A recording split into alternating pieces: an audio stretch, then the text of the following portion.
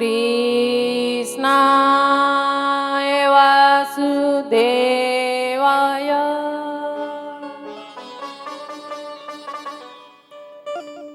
देवकी नंदनाय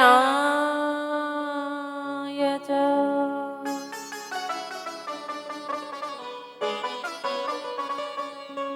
नंद गोपकुमाराय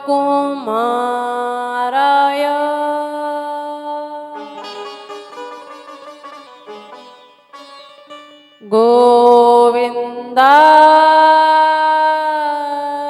नमो नमः।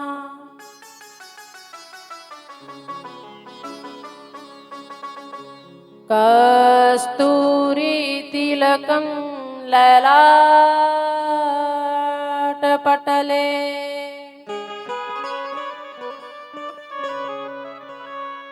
वक्षस्थले कौस्तुभम्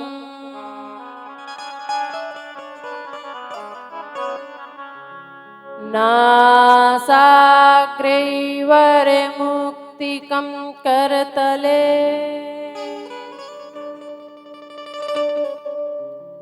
वेणुकरे कंकणम्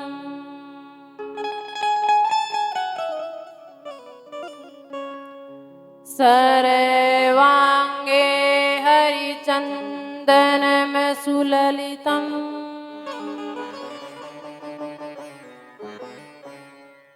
कंठे च मुक्तावली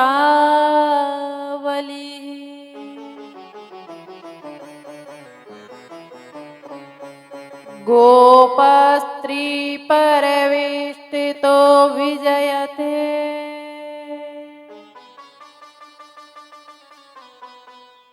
गोपाल चूड़ामणि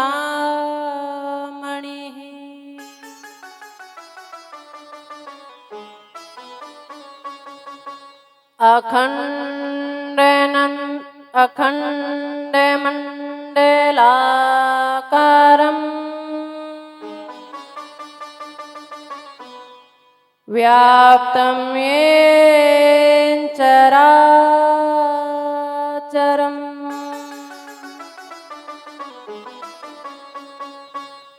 तत्पदं दर्शितं येन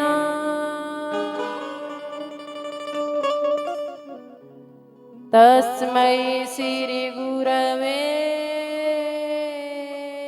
नमः।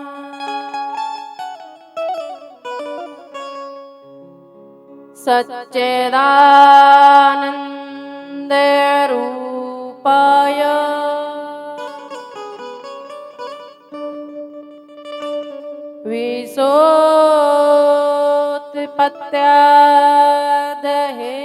विशोत्पत्त्यादहेतवे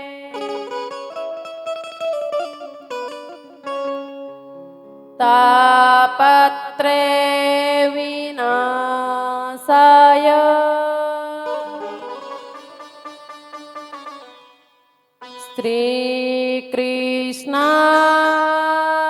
श्रीकृष्णाय वयं नुमः।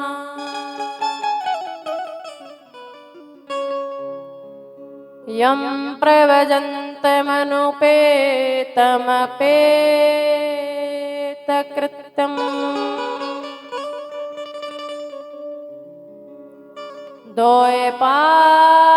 द्वैपायनो विरह कातरया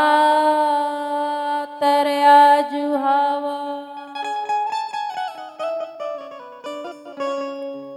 पुत्रेदि तन्मयतया तरवो विनेदो तं सर्वभूतहृदयं मुनिमानतोऽस्मि। तं सर्वभूतहृदयं मुनिमानतोऽस्मि।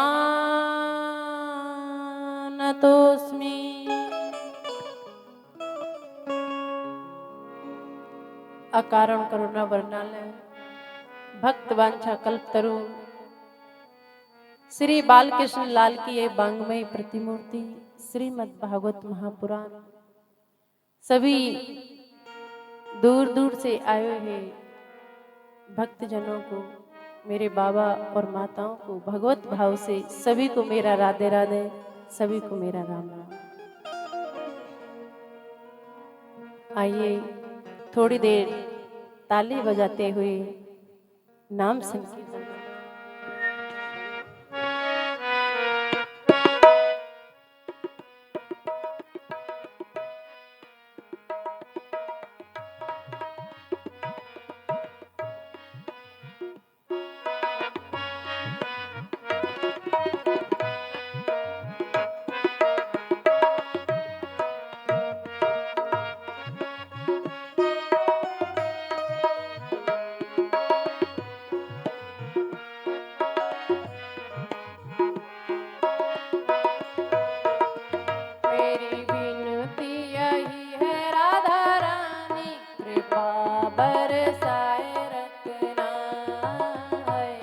कृपा बरसाए रखना है, कृपा बरसाए रखना। मेरी विनती यही है राधा रानी, कृपा बरसाए रखना राधा रानी, कृपा बरसाए रखना राधा रानी, कृपा बरसाए रखना।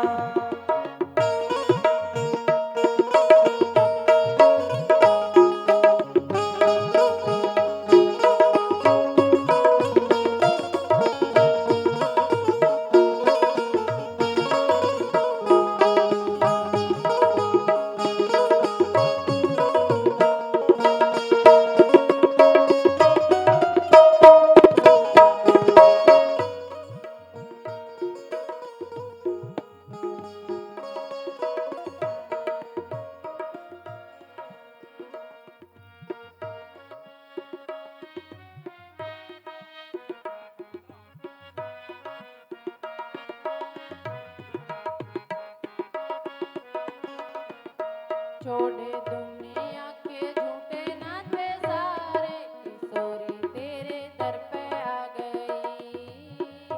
किशोरी तेरे दर पे आ गई है, किशोरी तेरे दर पे आ गई। छोड़े दुनिया के झूठे नाते सारे, किशोरी तेरे दर पे आ गई राधा रानी, किशोरी तेरे दर पे आ गई है, किशोरी तेरे दर पे आ गई।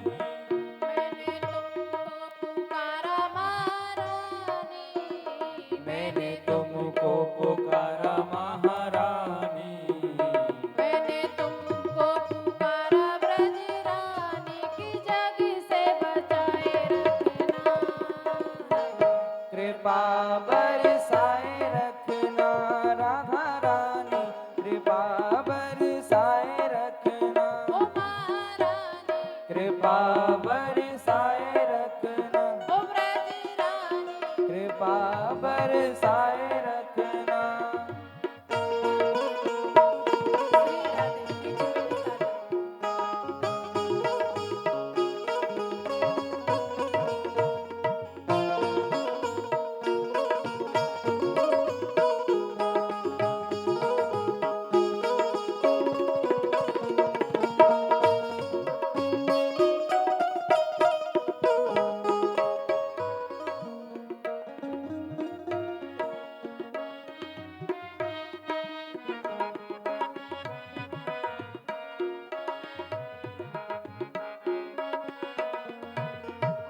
इन सांसों की माला पे सदाई तेरा नाम सुमेरो राधा रानी, सदा ही तेरा नाम सुमेरो राधा रानी, सदा ही तेरा नाम सुमेरो। इन सांसों की माला पे सदाई तेरा नाम सुमेरो राधा रानी, सदा ही तेरा नाम सुमेरो राधा रानी, सदा ही तेरा नाम सुमेरो।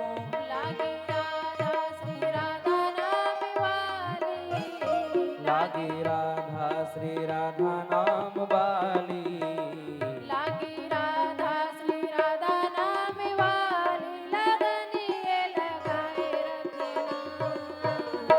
कृपा बरसाए रखना है, कृपा बरसाए रखना, ओ राधा रानी, कृपा बरसाए रखना, ओ ब्रज रानी, कृपा बरसाए रखना, मेरी विनती यही है राधा रानी, कृपा बरसाए रखना है, कृपा बरसाए रखना, राधा रानी कृपा बरसाए रखना, राधा रानी कृपा बरसाए रखना। बोले भागवत महापुराण की जय, बांके बिहारी लाल की जय, राधा रानी सरकार की जय। आप जो जयकारा लगा रहे हैं मेरे तक भी नहीं आ रहा। कुछ हम जोर लगाएंगे, कुछ आप लगाएंगे, तभी तो पता लगेगा देवताओं को भी कि नांगवास में कथा हो रही है। पड़ोसियों को, आसपास के गांव वालों को, अब पांडाल से भारी आवाज नहीं जा रही। बोले सतगुरुदेव भगवान की,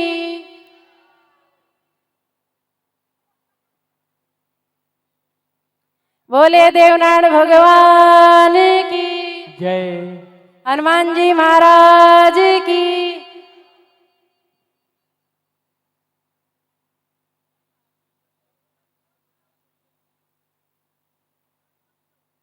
आइए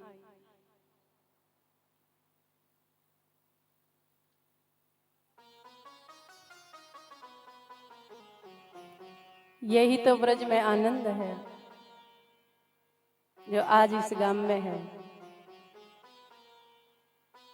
सारे ब्रजवासी एक ही काम कर, जो हमारा लाला कहेगा सो हम करेंगे।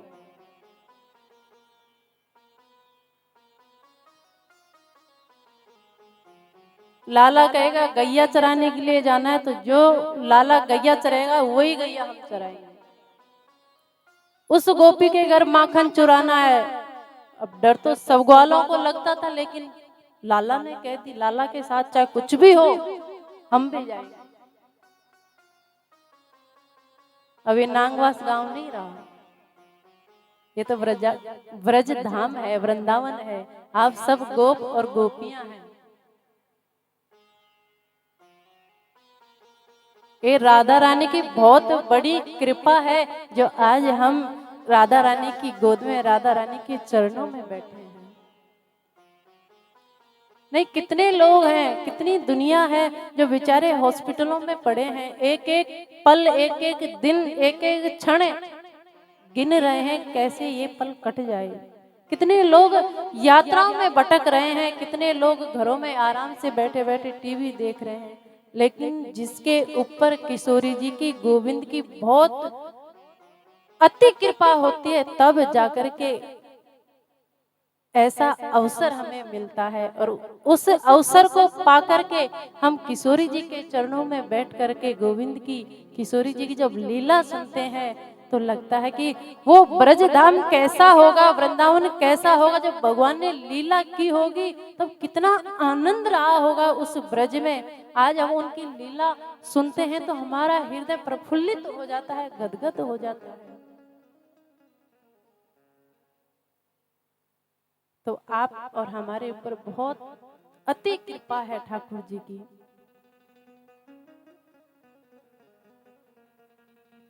तो आज तो आपसे पूछना ही नहीं है, क्यों सबको पता है कल बड़ी टॉफी खाई। हम तो सोच रहे थे कि हमारा बाबा पता नहीं कल आएंगे कि नहीं आएंगे, क्यों जोर जोर से नाच रहे थे कहीं बीमार ना पड़ जाए।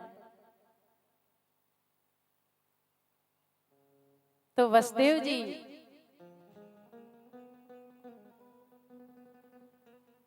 गोविंद की ही आज्ञा लेकर के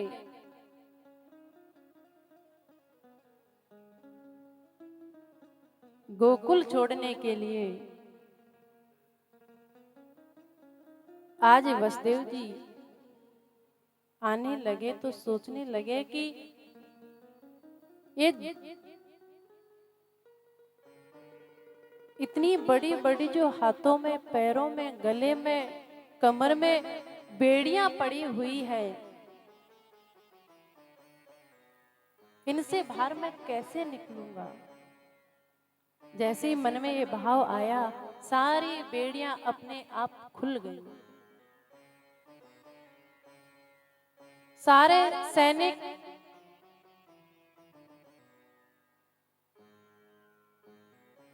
निंद्रा में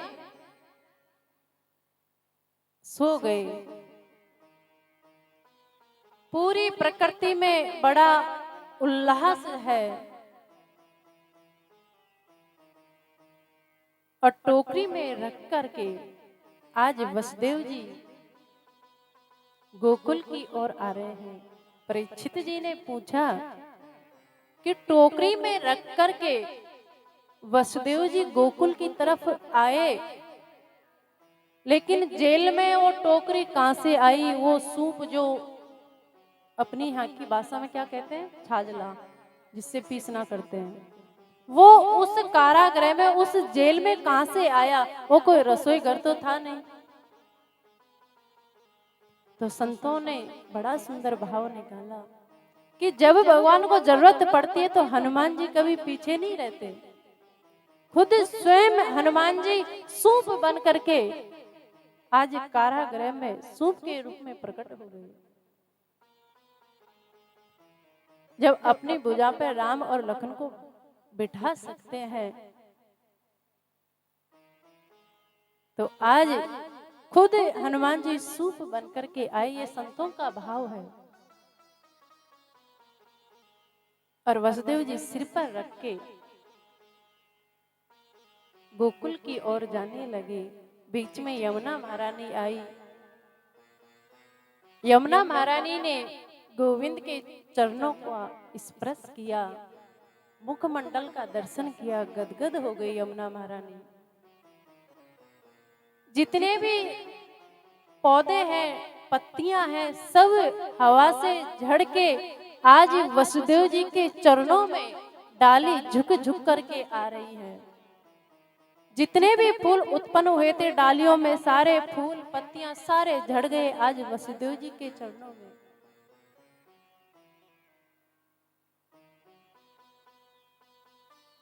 पूरी प्रकृति एक साथ मानो कि गोविंद के दर्शन भी कर रही है, गोविंद को आशीर्वाद भी प्रकृति दे रही है। इधर जब गोकुल में गए तो रात्रि का समय था, 12 बज रहे थे। रात्रि में उसी दिन माँ यशोदा ने एक छोटी सी कन्या को जन्म दिया और उस कन्या को लेकर के अपने लाला को माँ यशोदा के पास में सुला करके वापस आ गए। किसी को कुछ पता नहीं है। जैसे ही वापस आए, सारी बेड़ियां वसुदेव जी के वापस लग गई। सारे द्वारपाल जग गए। सारे द्वारपालों को पता लगा, अरे हम तो सो गए थे। जैसे ही रुदन की आवाज द्वारपालों ने सुनी, तुरंत सूचना कंस के पास पहुंचाई और कंस दौड़ता हुआ आया और आकर के जैसे ही गोद में, देवकी के गोद में लाली को देखा तो जोर से हंसा कि नारायण भी कितना डरपोक है, लाली के रूप में आया है कि कंस दयावान है और लाली को देख करके, कन्या को देख करके छोड़ देगा, लेकिन मैं अपने काल को बिल्कुल नहीं छोड़ूंगा। आज माँ देवकी की गोद से उस कन्या को लिया और लेकर के जैसे ही दीवार में मारने वाला ही था, इतने में तो हाथ में से छूट करके वो कन्या अंतर ध्यान हो गई और चतुर्भुज रूप में आकाश मंडल में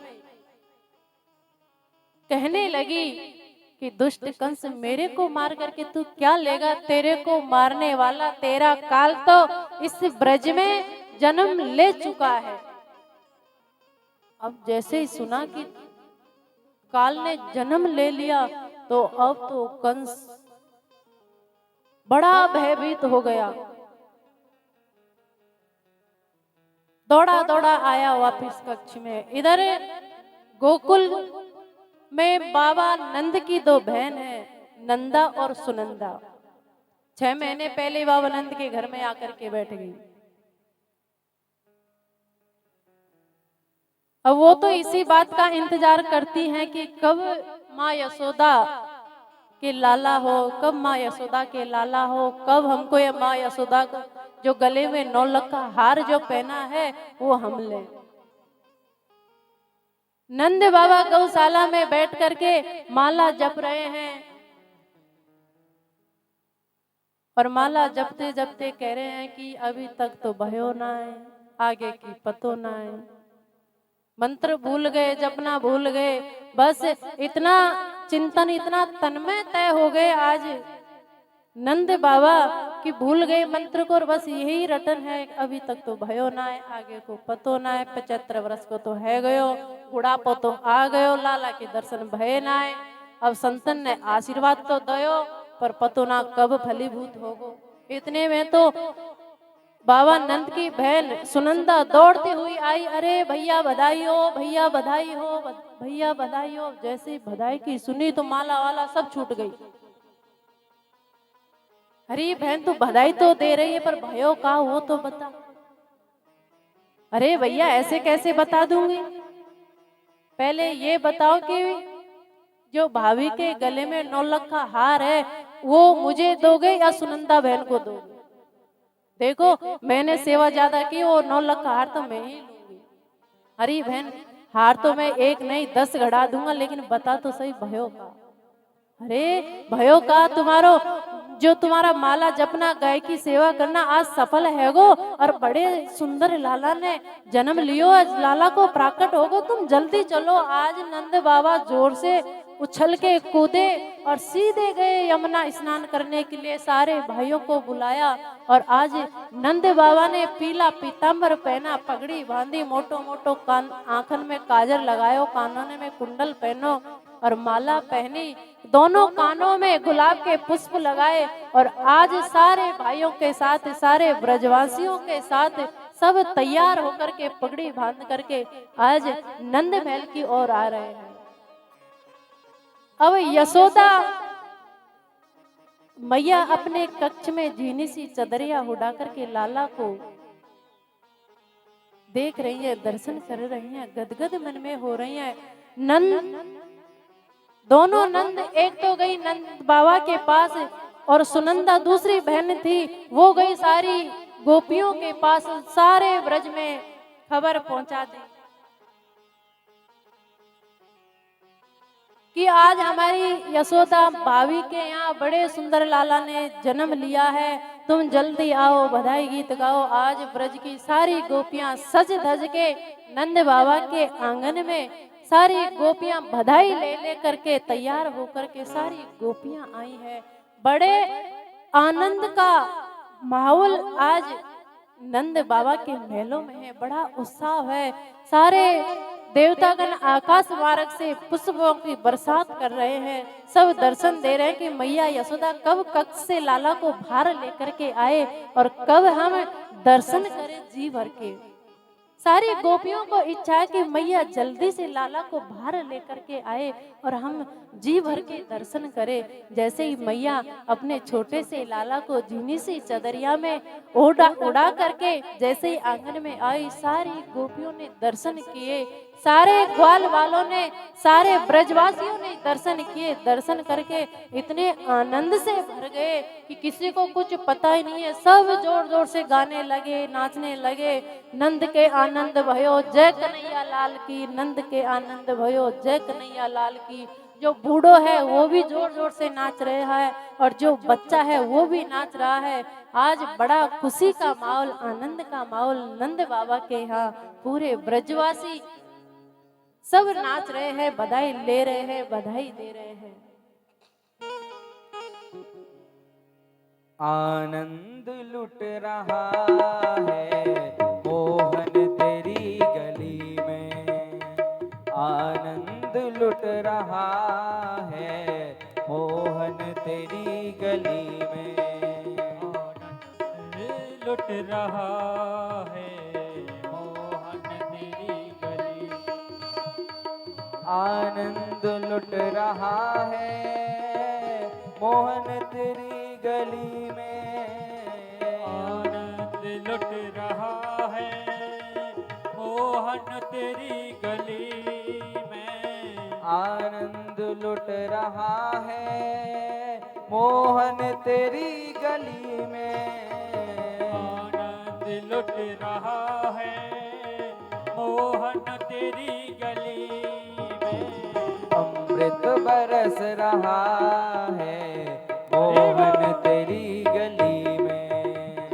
अमृत बरस रहा है मोहन तेरी गली। जय हो।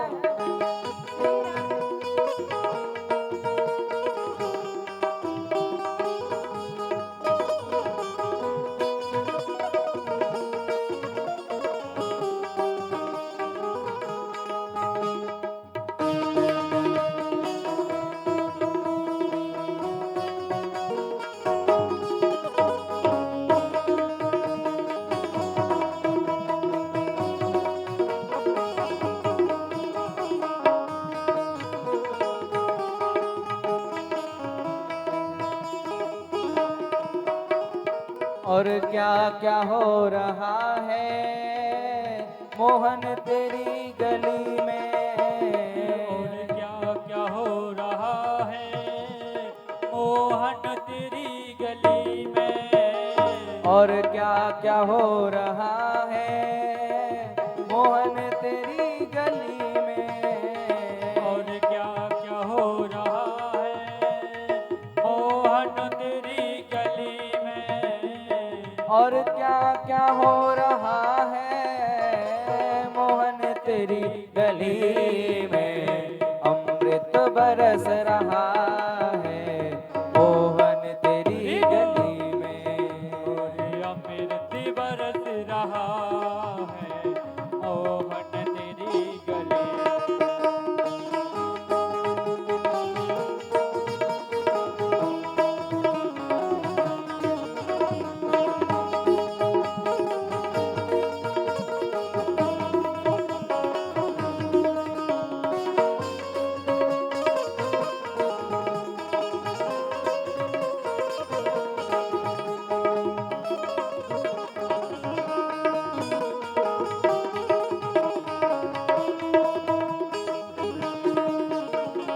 और क्या क्या हो रहा है मोहन तेरी गली में। और क्या क्या हो रहा है मोहन तेरी गली में। और क्या क्या हो रहा है मोहन तेरी गली में। और क्या क्या हो रहा है मोहन तेरी गली में। देवों का सर झुका है मोहन तेरी गली में। देवों का सर झुका है मोहन तेरी गली में। आनंद लुट रहा है मोहन तेरी गली में। आनंद लुट रहा है मोहन तेरी गली में। ओ मोहन तेरी गली में। मोहन तेरी गली में। तो आज पूरे ब्रज में आनंद लुट रहा है। सारे ब्रजवासी मन में ये भाव है ही नहीं कि नंद बाबा का लाला है। अरे हमारे नंद बाबा हमारा राजा है, और राजा के घर में अगर कोई बालक का जन्म हुआ है, लाला का प्राकट हुआ है, तो वो हमारा लाला है। हमारे हृदय में इस बात का खेद था कि हमारे राजा के यहाँ, हमारे नंद बाबा के यहाँ कोई बालक नहीं है। आज वो खेद पूरा हुआ और सारे ब्रजवासी बड़ी खुशी में धूमधाम से उत्सव मना रहे हैं। अब जैसे ही बधाई की आवाज बरसाने में पहुंची, बरसाने में खबर मिली कि नंद बाबा के यहाँ एक छोटे से लाला का प्राकट्य हुआ है। तो इधर से ब्रजवान जी और कीर्ति जी भी सारे ब्रज वासियों को, सारे बरसाने की गोप और गोपियों को सबको सजा धजा करके लेकर के आए हैं।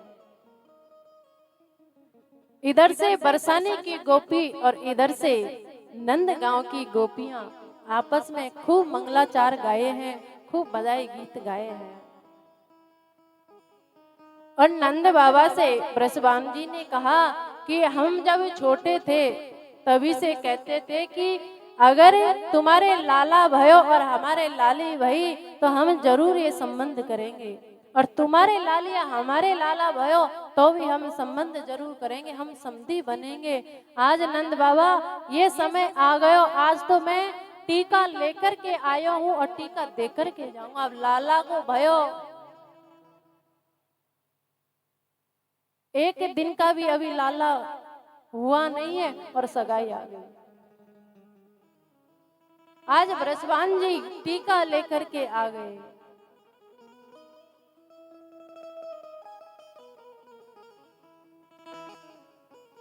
तो बड़ी खुशी का माहौल पूरे ब्रज में है। अब उत्सव मनते मनते 5 दिन हो गए, थोड़ी थकान तो हो ही जाती है। तो नंद बाबा के मन में आया कि आज लाला को 5 दिन हो गए और अभी हमने जो मथुरा का राजा कंस है उसको कर नहीं दिया। अगर उसको कर नहीं देंगे तो बड़ा दुष्ट है, वो कोई ना कोई आतंक मचा देगा। पहले मैं जाकर के उसको कर दे के आऊं, और जो हमारे मित्र हैं वसुदेव जी उनसे भी मैं मिल आऊंगा, उनको भी मैं बधाई दे आऊंगा। ये तो दुख की बात है कि वो जेल में है और हम आज इतना बड़ा उत्सव मना रहे हैं, पर कोई बात नहीं, मैं वहीं जाकर के मिल के आऊंगा, बधाई दे करके आऊंगा। तो आज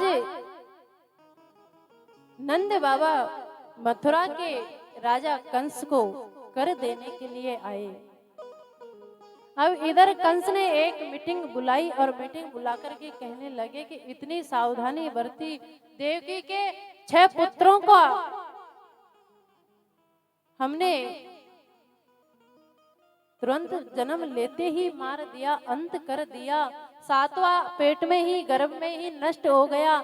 8वां जो गर्भ आया वो आकाश मार्ग में उड़ करके हमें तो एक और ज्यादा चिंता का विषय खड़ा हो गया कि तुम्हारे काल ने ब्रज में जन्म ले लिया। अब ये देवता भी मुझे लगता है झूठ बोलते हैं।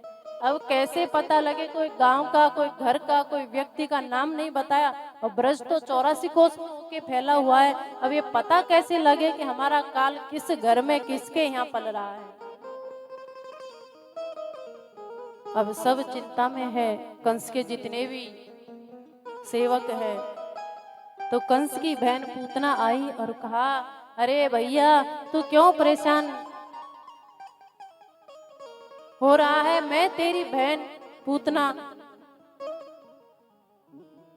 जब तक पूतना रहेगी तब तक मेरा भाई का बाल बांका कोई कर नहीं सकता। तुम्हारा जो काल है उसका अंत मैं खुद करके आऊंगी। अरे बहन तू राक्षसनी, इतनी हट्टी तगड़ी मोटी ताजी, काला तेरा रूप, बड़े बड़े तेरे दांत, तेरे को ब्रज में कौन जाने देगा। वो ब्रजवासी बड़े चतुर हैं। अरे भैया हम रूप बदल करके जाएंगे, गोपी बन के जाएंगे तो क्यों, किसको क्या पता लगेगा। और जितने भी 1 महीने के बच्चे हैं सबको हम विष पिला करके आएंगे और सबका अंत कर देंगे। 1 महीने के अंदर जितने भी बच्चे सब समाप्त हो जाएंगे, तो तुम्हारा जो काल है वो बच्चा है वो भी समाप्त हो जाएगा। हाँ बहन तूने सही कहा। तो आज पूतना स्तनों से जहर लगा करके आई, गोपी का सुंदर रूप बनाया। नंद बाबा थे नहीं और इधर से पूतना 6ठे दिन आ गई, हाथ में बीणा, सिर पर टोकरी, सुंदर गोपी का रूप बना करके आई। जैसे ही नंद महलों में प्रवेश किया तो सब देखते रह गए, कुछ ज्यादा ही लंबी थी पूतना। ब्रजवासियों ने सोचा कि ये ऐसी गोपी तो हमने कबहू ना देखी, ये कहां से आई है नई गोपी। सब एक दूसरे से चर्चा कर रहे हैं, लेकिन मना उस पूतना से कोई नहीं करा। आगे गई, आगे जाके गोपियां खड़ी थी, तो गोपियों से सब हाथ जोड़ करके राम राम किया और राम राम करके आगे बढ़ गई। गोपी सोचने लगी ये गोपी हमने पहली बार देखी है, लग तो है कि ये मैया यशोदा की कोई मामा बुआ फूफी की कोई बहन होगी। तो या के ताई याने भी पतो लगो होगो याकू भी तो बधाई देवे के ताई आई है, पर बड़ी लंबी अट्ठी कट्टी है। अब ब्रजवासी भी यही चर्चा कर रहे हैं और गोपी भी यही चर्चा कर रही है। आगे गई, यशोदा मैया से राम राम करी। यशोदा मैया ने कही बहन तू कहाँ से आई है, मैंने तो पहले कबू नहीं देखी। अब पूतना कहने लगी अरे बहन तू बड़ी जल्दी भूल गई। माताओं की आदत होती है ना कि तुम कहाँ से हो, हम फलाने गांव से हैं। माँ तो मेरी नंद की, सास की, मामा की, फूफा की, बुआ की लड़की है, तू जानती है। इतना लंबो रिश्ता निकाल लेंगी कि पूछो मत। तो ऐसे ही यशोदा मैया ने सोची कोई मौसी मामा फूफा बुआ की कोई लड़की होगी, तो अब घर में आइए बधाई देने के लिए आइए, लाला का जन्म सुनकर के आई है। तो अब मैं पूछूंगी कौन सी मामा की कौन सी मौसी की है, तो सोचेगी देखो हम तो घर में बधाई देने के लिए आए हैं, ये पूरे खानदान का परिचय ले रही है। हाँ हाँ बहन मैं पहचान गई, और लाला पालने में सो रहा है, आराम से वह बधाई दियो और ये आशीर्वाद जरूर दे दियो कि मेरो लाला लंबी उम्र को हो है। हाँ हाँ बहन चिंता मत करिए, यही आशीर्वाद देने के लिए आई हूँ। पूतना पहुंच गई, जैसे ही लाला के पास पहुंची, लाला के दर्शन किए, लाला की दृष्टि पूतना के ऊपर गई, तुरंत आंख बंद कर ली। अब परीक्षित जी ने पूछा कि लाला ने छोटे से 6 दिन के लाला है, पूतना को जैसे ही देखा तो आंख बंद क्यों कर ली।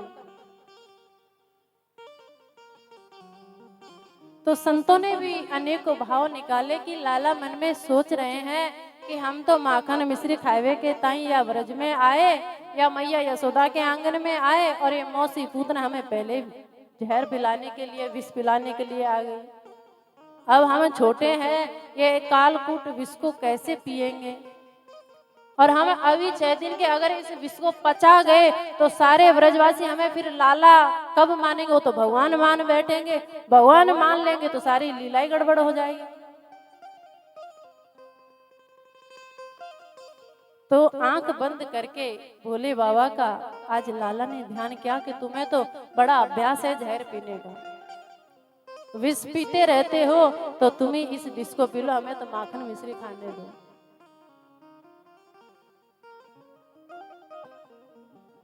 कुछ संतों के भाव है कि लाला ने इसलिए आंख बंद कर ली कि ये पूतना मौसी आई तो है, लेकिन जितने भी मेरे अबोध सखा थे, छोटे छोटे नन्हे सखा थे, सबको विष पिला करके सबका अंत कर दिया। अब मैं कौन से सखा के साथ में खेलूंगा।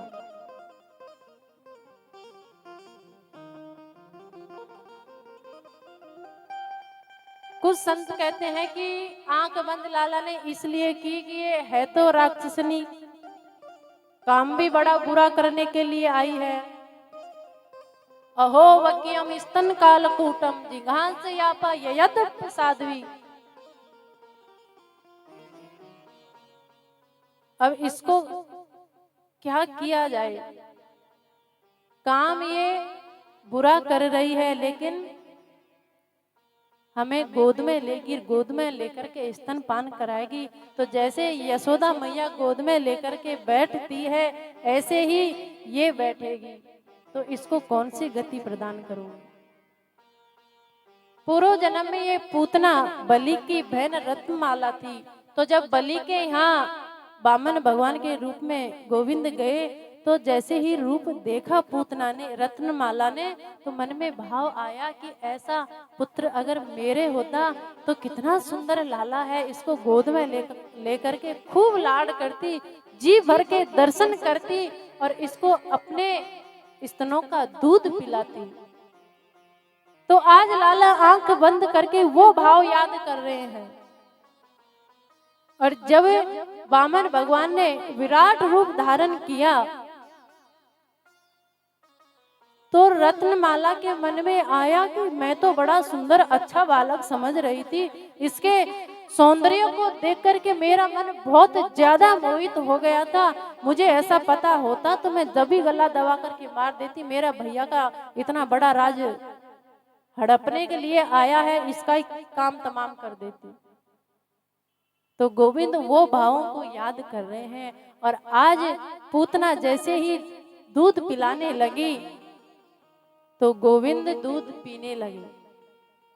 छोटे से लाला एक घूंट पिया, दो पिया, तीन पिया, चार पिया। अब पूतना देख रही है कि ये कैसो लाला है जो दूध पीते ही जा रहा हो। जितने छोटे छोटे बच्चों को जब मैंने गोद में लिया, गोद में लेकर के मुंह भी नहीं अड़ाते थे, उससे पहले तो उनकी सांस बंद हो जाती थी। ये कैसो अनोखो लाला। अब धीरे धीरे दूध के साथ पूतना के प्राणों को भी गोविंद खींचने लगे। और जैसे ही प्राणों को खींचने लगे, पूतना जोर से चिल्लाने लगी। तो लाला ने सोचा कि ये चिल्लाएगी तो सारे गोप गोपियों को पता लग जाएगा, माहौल ही खराब हो जाएगा। वहां से आज गोविंद ने पूतना को उड़ान भरवा करके ब्रज से बाहर, नंदगांव से बाहर पूतना को ले जा करके जंगल में धड़ाम से पटका और पूतना का गोविंदाय नमो नमः कर दिया। अब जैसे यशोदा मैया दौड़ी दौड़ी अंदर गई कि वो कोई बहन आई थी, वो अभी तक तो निकल के ना आई। जाके देखो तो सही करका रही है। अब अंदर गई तो ना तो पूतना है और ना लाला है, पालना खाली है। अब यशोदा मैया जोर से चिल्लाने लगी, लाला लाला लाला। सारी गोपियां आ गई, सारे ब्रजवासी आ गए। पूरे महलों में ढूंढा, कहीं पता नहीं चला। कुछ ब्रजवासी जंगल की ओर से आ रहे थे। उन्होंने कहा कि आज तो बड़ी विशाल राक्षसनी हमारे जंगल के बाहर पड़ी है, बड़े लंबे लंबे हाथ पैर हैं। सारे ब्रजवासी गोपियां दौड़ पड़ी। जाकर के देखा तो बड़ा विशाल रूप पूतना का है, विशाल शरीर है और पेट के ऊपर बैठ कर के लाला खेल रहे हैं। कहते हैं कि नसैनी लगा करके, सीढ़ी लगा करके पूतना के पेट के ऊपर ब्रजवासी चढ़े, तब जाके लाला को उतार के लाए। अब सोचने लगे कि इतनी विशाल को जलाएं कैसे, अंतिम संस्कार कैसे करें। तो बताते हैं कि हाथ पैर शरीर को सबको छोटे छोटे टुकड़ा करके पूतना का अंतिम संस्कार किया। जब अंतिम संस्कार हुआ तो पूतना के शरीर से बड़ी सुगंध आई, बड़ी सुंदर खुशबू आई। तो परीक्षित जी ने सुखदेव जी से पूछा कि पूतना तो राक्षसनी थी और इतना बुरा काम करने के लिए आई थी, लाला को मारने के लिए आई थी, और कितने छोटे छोटे अबोध लालाओं को, बच्चों को मार चुकी थी, तो पूतना के शरीर से सुगंध क्यों आई।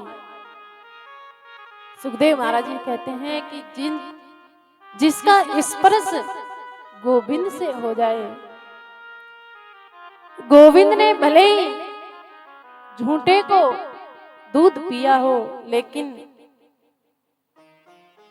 गोद में बैठ करके गोविंद ने जिसका स्तनपान किया हो, वो उसके शरीर से कभी बदबू तो दूर की बात है, कितने भी पाप क्यों ना किए हो, वो कभी भी राक्षस या कभी भी वो दुर्गति को नहीं जाता। तो इसलिए पूतना के शरीर से सुगंध आई। माँ यशोदा को जो गति मिलेगी वो गति आज पूतना को गोविंद ने दे डाली। भले ही कैसी भी है, लेकिन माँ की तरह लेकर के मुझे दूध पिलाया, भाव भले ही कैसा भी हो। अब माँ यशोदा छोटे से लाला को गोद में लेकर के आई, सीधी गौशाला में गई है। गौशाला में जाकर के गाय के पौंछ से झाड़ा लगाया, गाय के गोबर का तिलक किया और गौमूत्र से स्नान करवाया। और सारी गोपियां आज मैया यशोदा को डांट रही है कि मैया तू बड़ी भोरी है, तो एक कछु पतो ना है। या कंस है मथुरा नगरी को बड़ो दुष्ट है, या को कोई भरोसा ना है। पता नहीं हमारे लाला का कब कौन सो राक्षस को भेज के हमारे लाला को उठवाए देगो। तू ना हमेशा एक गोपी को संग रखा कर, लाला के पास रखा कर, कभी लाला को दोबारा अकेला बिल्कुल भी मत छोड़ना। यशोदा मैया ने कहा अरे बहन मोह का पतो और राक्षसनी है, मैंने सोची कोई बहन होगी, मैं भूल गई, बड़ी बूढ़ी है गई, लाला के खुशी में भूल गई होंगी, इसलिए मैंने भेज दिया। अब ऐसी गलती कभी नहीं होगी। इधर नंद बाबा कंस को कर दे करके वापिस आए हैं, वसुदेव जी से मिले हैं। अब भोले बाबा को पता लगा कि व्रज में साक्षात नारायण का प्राकट हुआ है, तो क्यों ना उस नारायण के दर्शन करने के लिए जाऊं। जैसे ही दर्शन करने के लिए आए तो पार्वती मैया ने कहा कि तुम्हारा ये रूप देख कर के तुम्हें लाला के दर्शन कौन कराएगा। भोले बाबा ने कहा कि मैं सब लाला के दर्शन कर लूंगा। अब ये बिच्छू कातर सरफ इनको अगर मैं छोड़ूंगा तो नारायण भगवान है साक्षात, इनका भी मन होता है ठाकुर जी के दर्शन करने का। ये दुख में साथ रहते हैं तो इनको खुशी में भी साथ में रखूंगा, इनको छोड़ करके नहीं जाऊंगा, चाहे दर्शन हो या ना हो। लेकिन मुझे विश्वास है वो नारायण मेरे इष्ट परमात्मा मुझे जरूर दर्शन देंगे। और आज भोले बाबा ब्रज की ओर आने लगे। जैसे ही भोले बाबा ब्रज में आए, ब्रज में प्रवेश किया तो भोले बाबा का मन इतना गदगद हो गया। भोले बाबा भूल गए नंद बाबा के महल को और ब्रज की गलियों में इतने मगन हो गए। गलियों में कभी लोटपोट होते हैं, कभी बैठ जाते हैं, कभी ब्रज की रज को मुट्ठियों से भर भर के जटाओं में रखते हैं कि धन्य है ये ब्रज की रज जिसमें मेरे नारायण खेलेंगे, जिसमें मेरे नारायण का अवतार हुआ है, मेरे नारायण का प्राकट हुआ है। धन्य है ये भूमि, धन्य है ये रज। उस रज को उठाते, कभी सिर से लगाते, कभी शरीर से लगाते और गलियों में मगन होकर के झूम झूम करके गाने लगे, बजाने लगे, ताली दे देकर डमरू बजाने लगे। इतने मगन हो गए भोले बाबा कि भोले बाबा भूल गए कि लाला के दर्शन करने के लिए भी आए हैं। मगन हो गए और खूब भगवान का ध्यान कर रहे हैं। भोला भंडारी आया मोहन तेरी गली में, भोला भंडारी आया मोहन तेरी गली में, मोहन तेरी गली में, कान्हा तेरी गली में, मोहन तेरी गली में, कान्हा तेरी गली में, मोहन तेरी गली में, कान्हा तेरी गली में, मोहन तेरी गली में, कान्हा तेरी गली में। भोला भंडारी आया मोहन तेरी गली में, भोला भंडारी आया मोहन तेरी गली में। बंसी वाला श्याम मेरा मुरली वाला श्याम, ओ बंसी वाला श्याम मेरा मुरली वाला श्याम, बंसी वाला श्याम मेरा मुरली वाला श्याम, बंसी वाला श्याम मेरा मुरली वाला श्याम। भोला भंडारी आया मोहन तेरी गली में, भोला भंडारी आया मोहन तेरी गली में।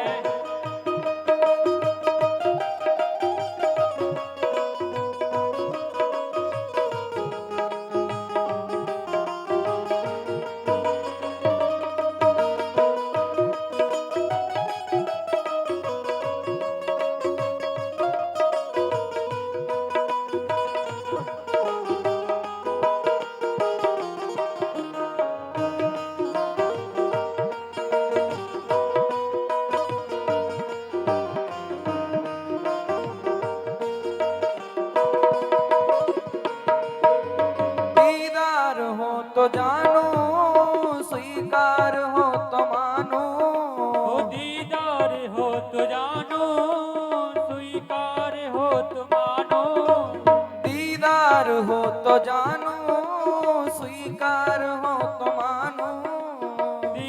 स्वीकार हो तो जानो, स्वीकार हो तो मानो।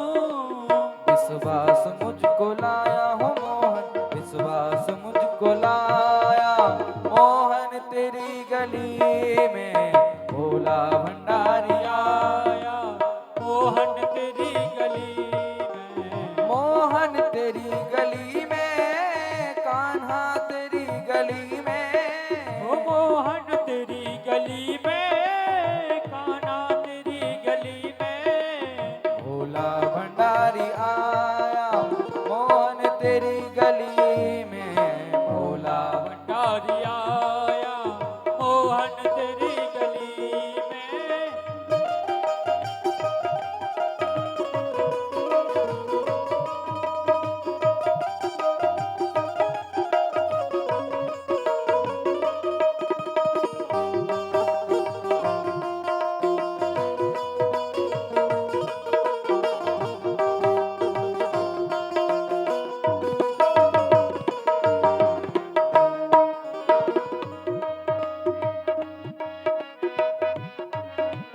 हमने सुना है मोहन तुम तो दया निधि हो, हमने सुना है मोहनो तुम तो दयानिधि हो। हमने सुना है मोहन तुम तो दया निधि हो, हमने सुना है मोहनो तुम तो दयानिधि हो।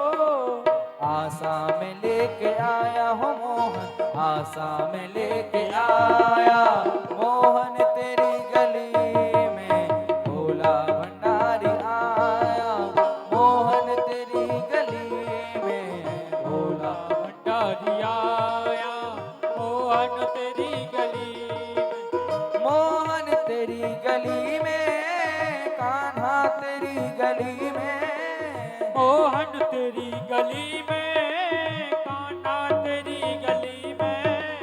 सर्पों वाला आया मोहन तेरी गली में, भंडारी आया मोहन तेरी गली में। बंसी वाला श्याम मेरा मुरली वाला श्याम, ओ बंसी वाला श्याम मेरा मुरली वाला श्याम, बंसी वाला श्याम मेरा मुरली वाला श्याम, बंसी वाला श्याम मेरा मुरली वाला श्याम। भोला भंडारी आया मोहन तेरी गली में, भोला भंडारी आया मोहन तेरी गली में, मोहन तेरी गली में, कान्हा तेरी गली में, मोहन तेरी गली में, कान्हा तेरी गली में। भोला भंडारी आया मोहन तेरी गली में, भोला भंडारी आया मोहन तेरी गली में, भोला भंडारी आया मोहन तेरी गली में। बोले शंकर भगवान की। तो बोले बाबा गाते हुए झूमते हुए ब्रज की गलियों में घूम रहे हैं। फिर याद आया भोले बाबा को, अरे मैं ऐसे घूमता रहूंगा तो बरसों बीत जाएंगे, मुझे तो उस गोविंद के दर्शन करने हैं। तो आज भोले बाबा नंद महलों की ओर बढ़े हैं। जैसे ही नंद महलों के आगे गए और भोले बाबा ने अलग जगाया, मैया को आवाज लगाई, मैया बाहर निकल के आई। तो मैया ने कहा बात है बाबा, तो क्या चाहिए?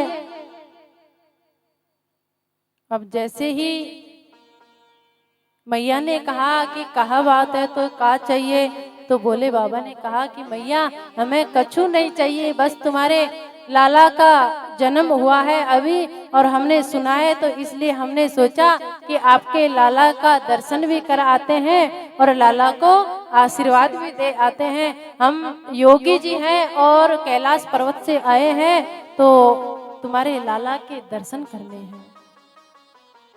अरे बाबा तू बावड़ो है वो है, तो देख करके तो मैं 75 वर्ष की जो बूढ़ी हूँ,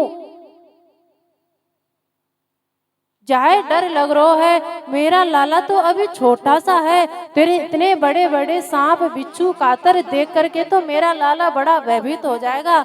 मैं तो अपने लाला का दर्शन नहीं कराऊंगी बाबा, जो तू चाहे सो ले ले। अब बाबा ने कहा कि मैया हमें और कछु चाहिए ही नहीं। बाबा तू कहे तो कितनी भी गाय दे दूं तो दान में, तू कहे तो दाल आटा चावल पैसा मोर जो कछु चाहे सो ले जा, लेकिन लाला के दर्शन नहीं कराऊंगी।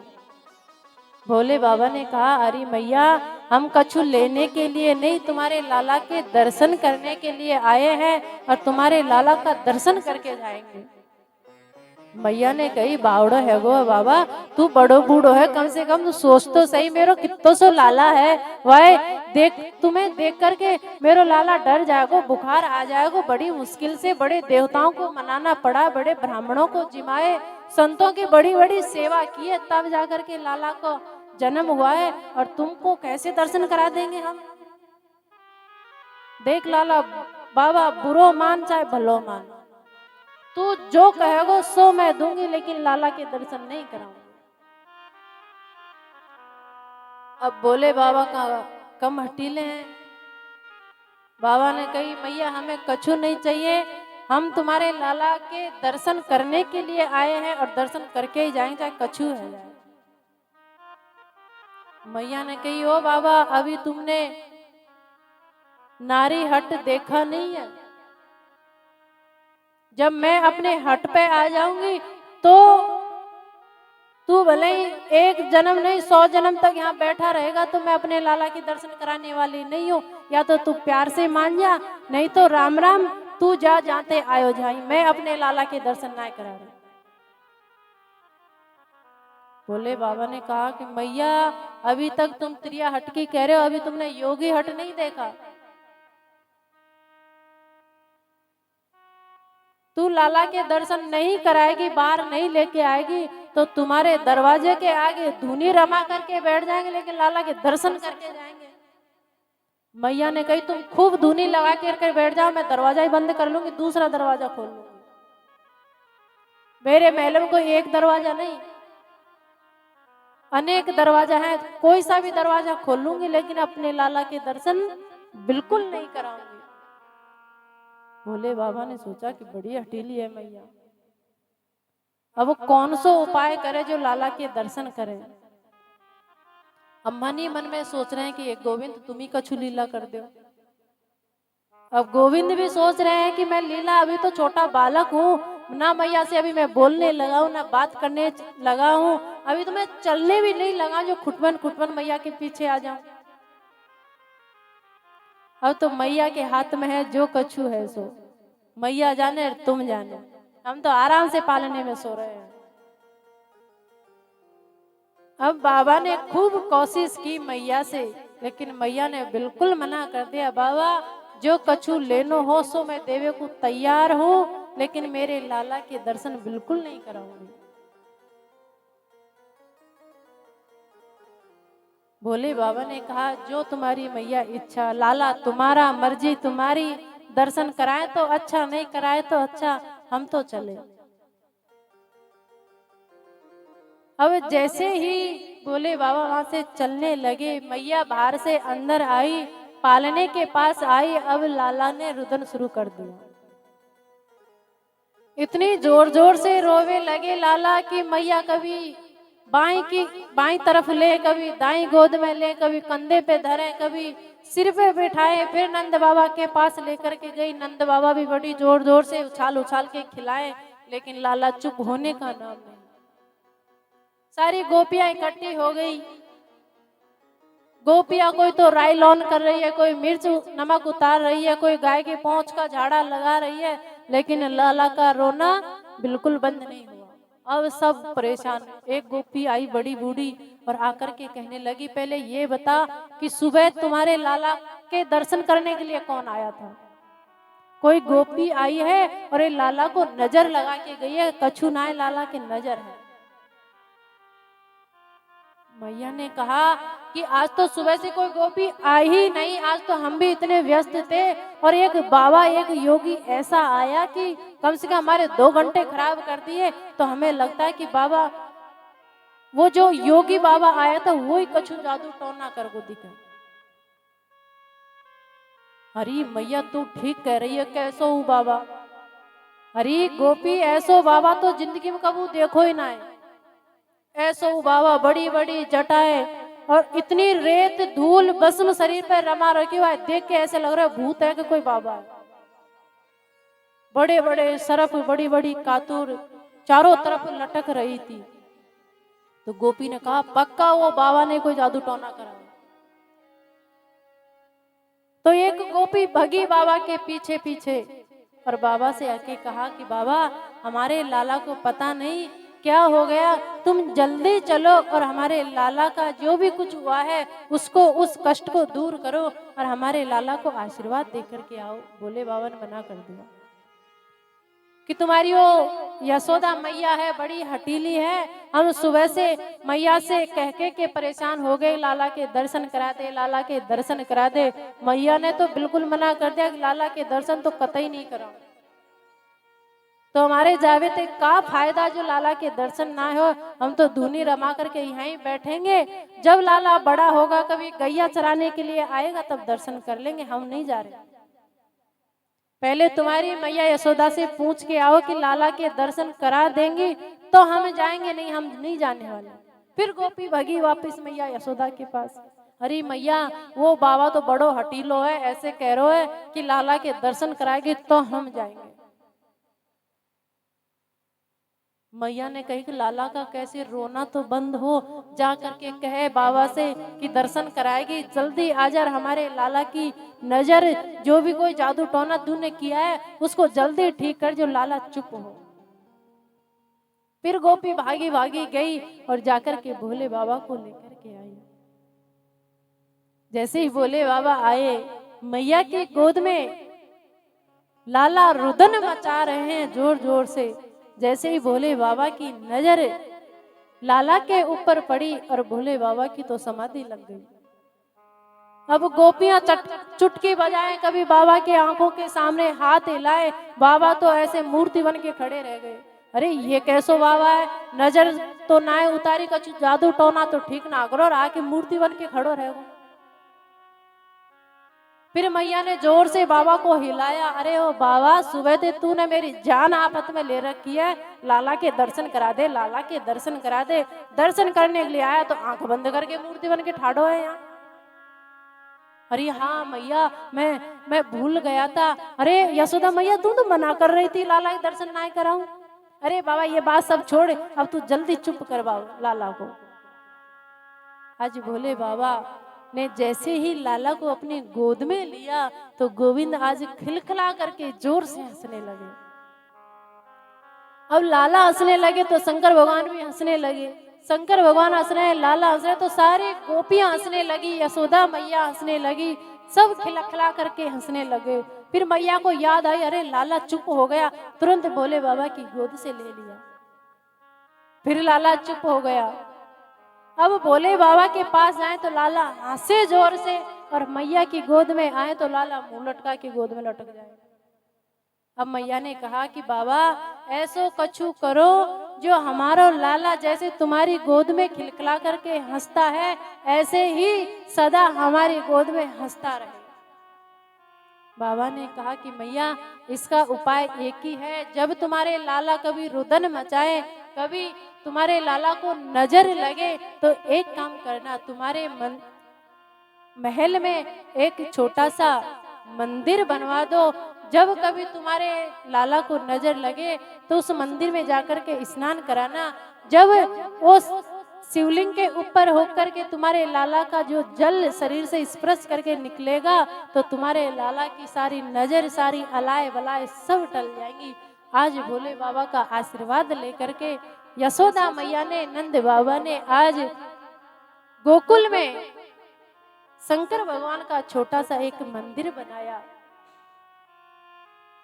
तभी से शंकर भगवान का नाम नर्मदेश्वर महादेव जी पड़ गया।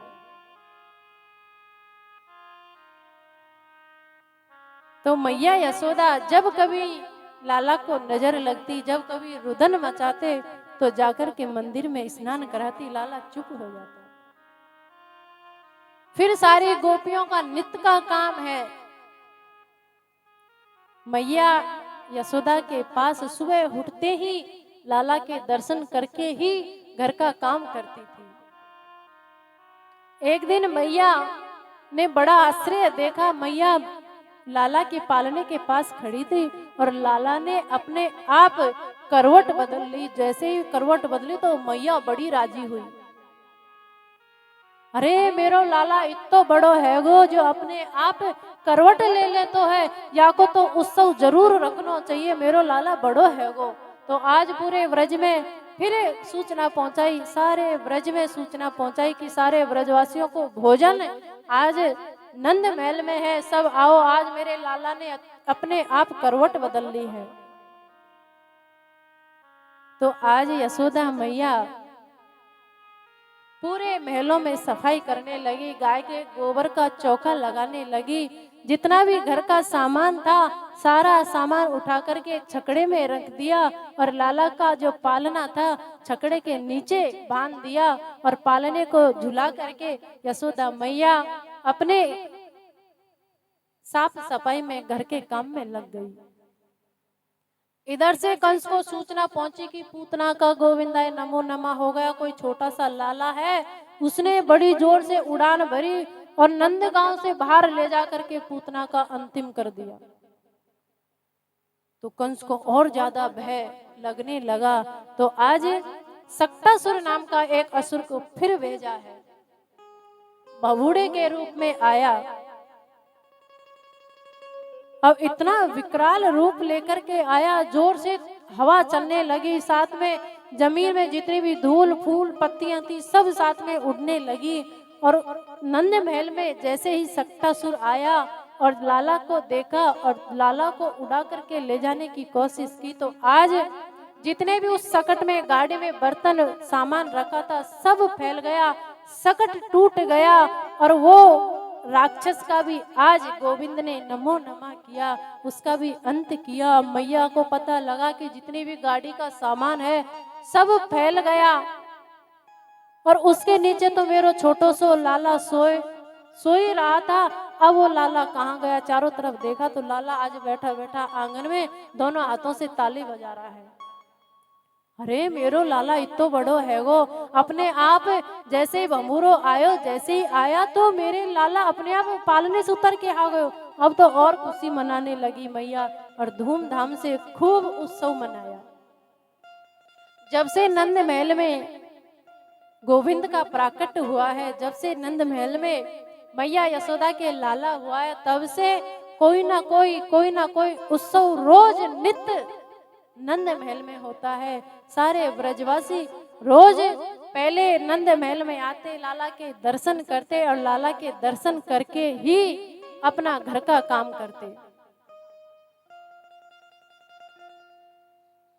अब कंस को तब पूतना भी नहीं पहुंची, सक्टासुर भी वापस नहीं गया, तो फिर एक असुर भेजा है तृणावत नाम का। इसका भी गोविंद ने अंत किया, इसका भी उद्धार किया। अब जैसे ही आए दिन कोई ना कोई असुर आता रहता है, कोई ना कोई असुर, तो मैया बड़ी परेशान कि हमारे लाला अब इतने बड़े बड़े हो गए फिर भी आए दिन कोई ना कोई असुर वो कंस भेजता ही रहता है, अब क्या होगा। तो सारी गोपियां कहने लगी कि मैया सब गोपी ड्यूटी लगाएंगी, सारी गोपियां रोज तुम्हारे लाला की रखवाली करेंगी।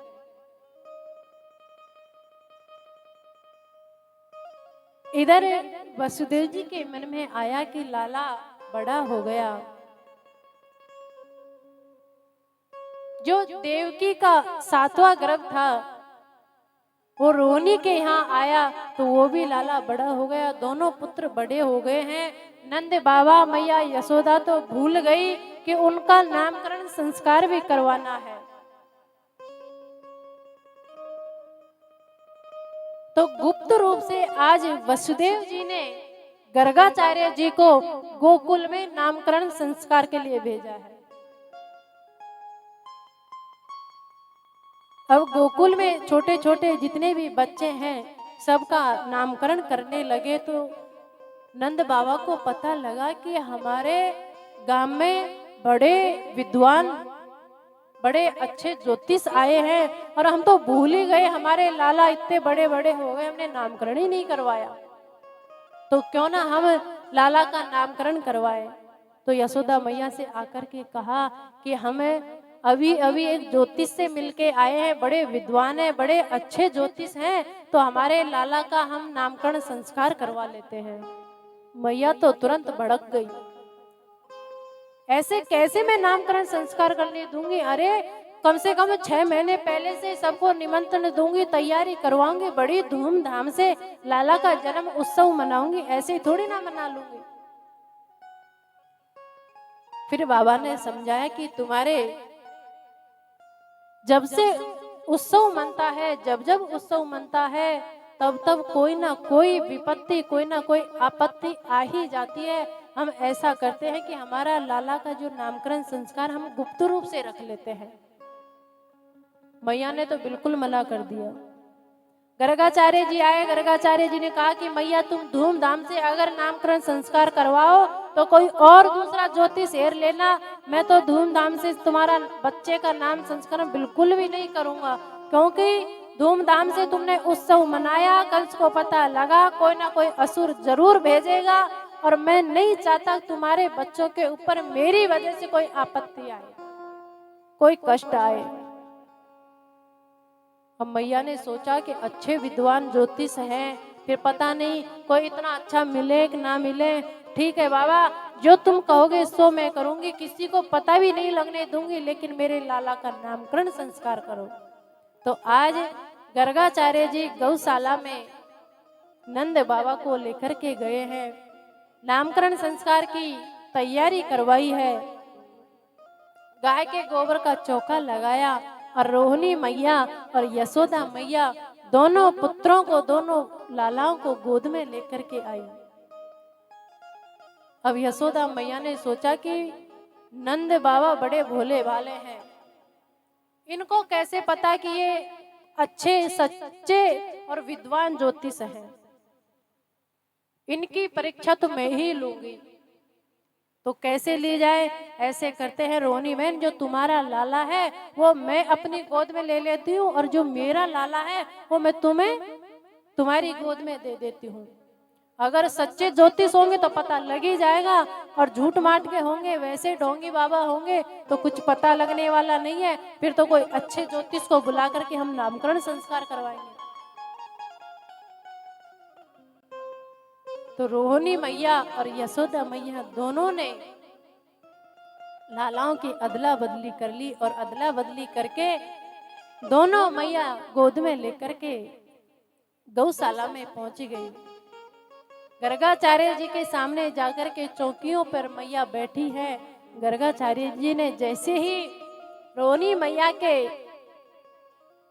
गोद में जो लाला था उनकी तरफ दृष्टि डाली तो तुरंत मैया बाबा मुस्कुराए और मुस्कुरा करके गोविंद की झांकी को, छठा को देख करके समाधि में चले गए। अब गर्गाचार्य जी टकटकी लगा करके लाला की तरफ देख रहे, ना तो पलक झपक रही है, ना सांस आ रही है, ना मुंह बंद हो रहा है। जैसे लाला की तरफ दृष्टि डाली, जैसे कि जैसी दशा हो गई बाबा की, टकटकी लगा करके देख रहे हैं, ना सांस आ रही है, ना जा रही है, ना मुंह बंद हो रहा है, ना पलकें झपक रही है। अब मैया यशोदा कभी रोहिणी की तरफ देखे, कभी नंद बाबा की तरफ देखे, कभी गर्गाचार्य जी की तरफ देखे। ये कैसो अनोखो बाबा है, बड़ो आयो लाला के नामकरण संस्कार करने, ना तो पलक झपक रहा है, ना मुंह बंद कर रहा है, और मुझे तो लग रहा है बाबा की सांस भी बंद है गई दिखे। अब बाबा को आवाज लगा करके मैया जगाने लगी, ओ बाबा तू नामकरण संस्कार बाद में कर लियो, पहले तू अपनी सांस तो अच्छी तरह से ले ले। अब बाबा की समाधि खुली नहीं तो जोर से मैया यशोदा ने हिलाया। जैसे हिलाया तो गर्गाचार्य जी की समाधि टूटी, और समाधि टूटी तब कहा, अरे बाबा, हमने तो सोचो कि बड़े बूढ़ो बाबा है, बड़ो ज्योतिष है, मुझे तो लगे कि हमारी यज्ञशाला में गौशाला में पधार को दिखे बाबा। मैं तो घबरा गई बाबा। तू देख ऐसे टकटकी लगा करके हमारे लाला को देखने की जरूरत ना है, नामकरण संस्कार कर, और तू यहाँ से 1 2 3 तेरी जो भी दक्षिणा बने वो लेकर के जल्दी जा। गर्गाचार्य जी ने कहा कि मैया, तुम्हारा जो लाला है ना रोहिणी मैया की गोद में, अब जैसे कहा कि तुम्हारा लाला जो रोहिणी मैया की गोद में है, तो तुरंत मैया ने सोने की अंगूठी हाथ से निकाली और गर्गाचार्य जी की झोली में डाल दी। अरे बाबा, तू तो पक्को सच्चो ज्योतिष है, सही कह रहा हो, रोहिणी बहन की गोद में मेरो ही लाला है और मेरी गोद में रोहिणी बहन को लाला है। तो आज गोविंद का नामकरण संस्कार गर्गाचार्य जी ने किया, और मैया कह रही है जल्दी नाम बता, मेरे लाला को कहाँ नाम रखूं। तो गर्गाचार्य जी ने कहा कि अरे मैया, सबका नाम रखने वाला तो ये है, सागर में शेष नाग पर सोने वाला, सहन करने वाला तुम्हारा लाला है। अरे मैया, तुम्हारा लाला बड़ा चमत्कारी है, ऐसे ऐसे बखान करने लगे। तो मैया ने कहा, गो बाबा, ये ढोंगबाजी मुझे पसंद नहीं है, मैं पूछ रही हूँ मेरा लाला का नाम क्या है, तू नाम बता। और ये फलानी सैया पे सोने वाला, सागर में सोने वाला, सबको बड़ा चमत्कारी है, बड़ा फलाना ठिकाना, ये मुझसे नहीं आता, नामकरण करना हो तो कर, ये सारी बातों को रख तेरी झोली में। तो बाबा ने लाला का नाम रखा और कहने लगा, मैया, तुम्हारे लाला का नाम कृष्ण है। कहा, कही बाबा? मैया, तुम्हारे लाला का नाम कृष्ण है। ये कैसो नाम धरो बाबा तूने? ऐसो देखो टेढ़ो मेढ़ो नाम तो हम पे आवे ना है, सीधो से कोई नाम रखे तो रख दे। चल या लाला है छोड़, अब तू रोहिणी बहन के लाला का नाम रख। तो बाबा ने कहा कि रोहिणी मैया के लाला का नाम बलराम है।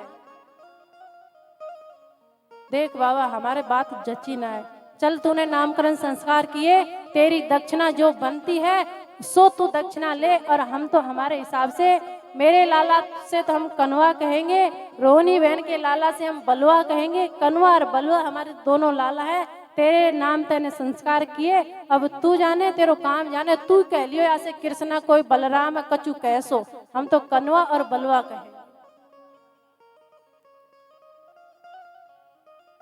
अब मैया तो इतनी भाव में है, भूल गई।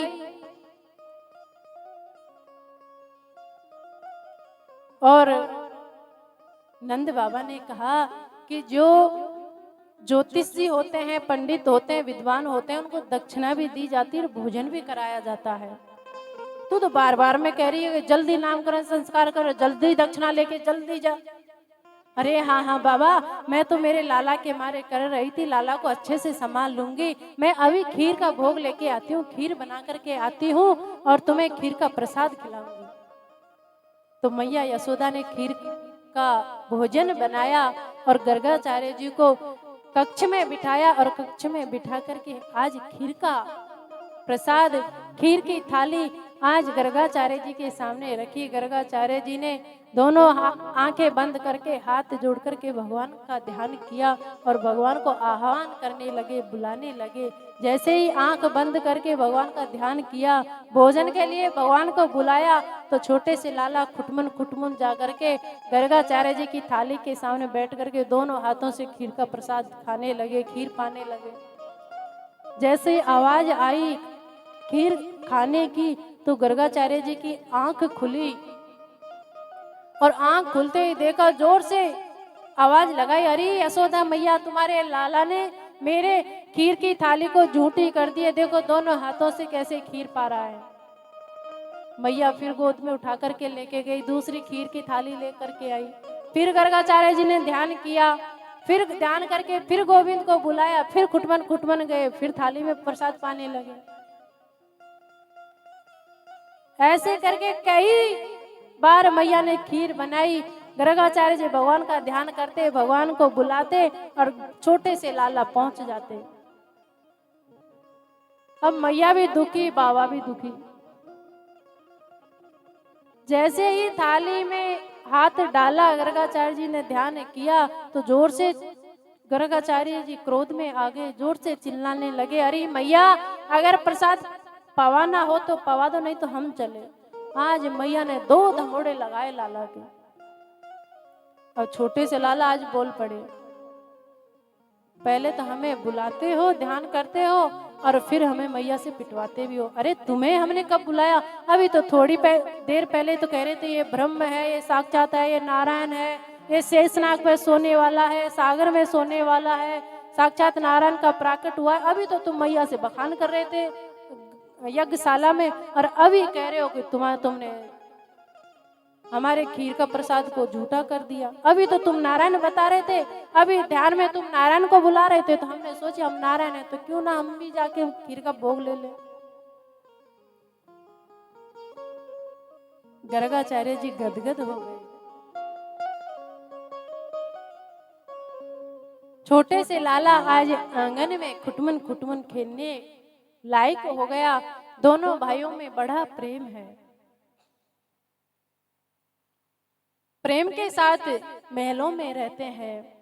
एक दिन मैया ने छोटे से लाला को पैरों में पायल पहनाई, कमर में कोननी पहनाई, हाथों में छोटे छोटे खड़वे पहनाए, मोर मुकुट बांधा, पीला पीतांबर छोटा सा आज लाला को पहनाया है। और ताली बजा बजा करके मैया जैसे ही कीर्तन करने लगी, मैया ने कीर्तन शुरू किया ही था, इतने तो छोटे से लाला खुटमन चल रहे थे, खड़े हो गए दोनों पैरों से और ठुमक ठुमक करके नाचने लगे। अब मैया तो देखती रह गई, हे भगवान इतो सो लाला नाचबो भी कितो अच्छो जानतो है। अरे मेरो लालो तो बड़ो चमत्कारी है। तुरंत रोनी बहन को बुलाया, अरे बहन तू देख तो सही, आज मेरो छोटो सो लाला कितनी जोर से कितनो अच्छो नाच नच रो है। इतने में तो छोटे से लाला ने 2 कदम और बढ़ाए और बलराम जी का हाथ पकड़ा, और बलराम जी का भी हाथ पकड़ के आज दोनों भाई, दोनों मैया कीर्तन कर रही हैं ताली बजा बजा करके, और दोनों भाई ठुमक ठुमक करके नाच रहे हैं। नंद बाबा भी आ गए, सारे ब्रजवासी भी आ गए, ऊपर से देवता भी देख रहे हैं कि धन्य है यशोदा मैया, जिसके आंगन में आज जिसके इशारों पे, जिसकी तालियों पे, जिसके कीर्तन पे स्वयं नारायण कैसे ठुमक ठुमक करके नाच रहे हैं। कितनी सौभाग्यशाली है यशोदा मैया। ऊपर से देवता लोग भी ताली बजाने लगे, सारे ब्रजवासी ताली बजाने लगे, सब कीर्तन करने लगे, और आज दोनों लाला ठुमका लगा लगा करके मैया के आंगन में नाच रहे हैं।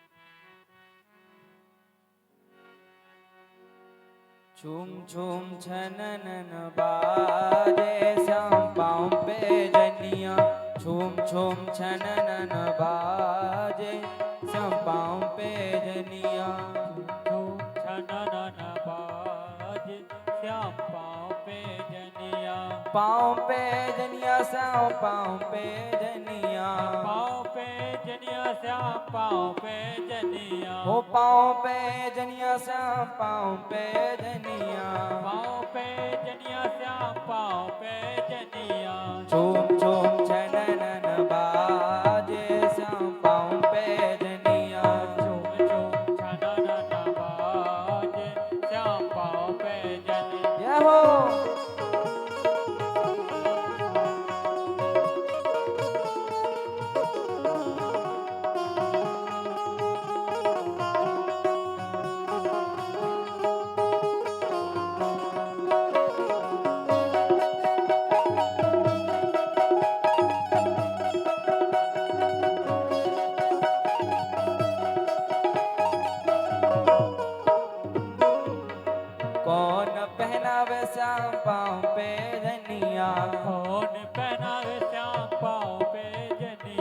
कौन पहनावे श्याम पाँव पे जनिया कौन पहनावे श्याम पाँव पे जनिया कौन ओढ़ावे चुनरिया श्याम पाँव पे जनिया झूम झूम छाना नाना बाज श्याम पाँव पे जनिया ओ पाँव पे जनिया श्याम पाँव पे जनिया पाँव पे जनिया श्याम पाँव पे जनिया झूम झूम छनन बाजे श्याम पाँव पे जनिया झूम झूम छाना नाना बाज श्याम पाँव यहो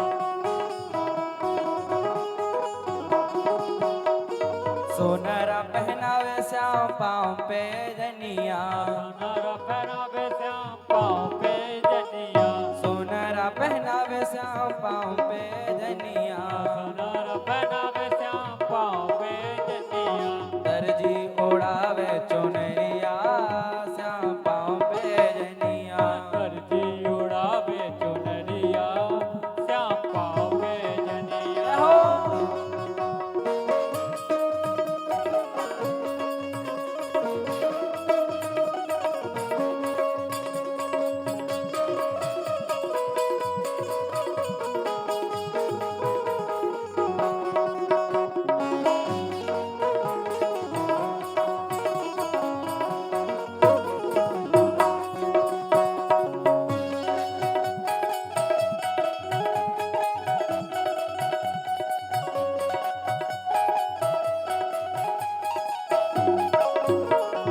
कैसे पहनाऊं श्याम पाँव पे जनिया कैसे पहनाऊं श्याम पाँव पे जनिया कैसे पहनाऊं श्याम पाँव पे जनिया कैसे पहनाऊं श्याम पाँव पे जनिया कैसे ओढ़ाऊं चुनरिया श्याम पाँव पे जनिया कैसे उड़ाऊं चुनरिया। भैयाओं से निवेदन है, अभी थोड़ी देर में विश्राम होने वाला है, तभी केले प्रसाद जो भी है तभी बात करें। थोड़ा इंतजार कर लो।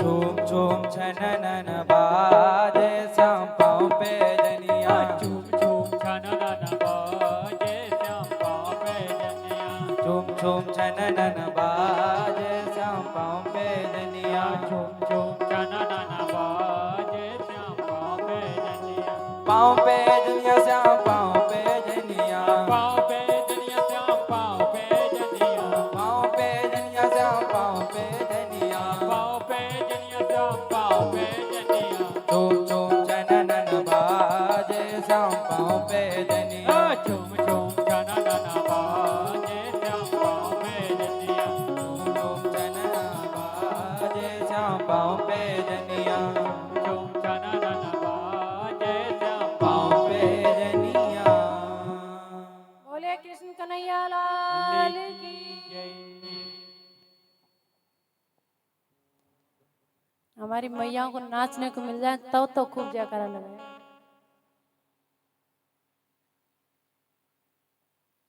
तो गोविंद आज मैया के आंगन में ठुमक ठुमक करके नाचने लगे।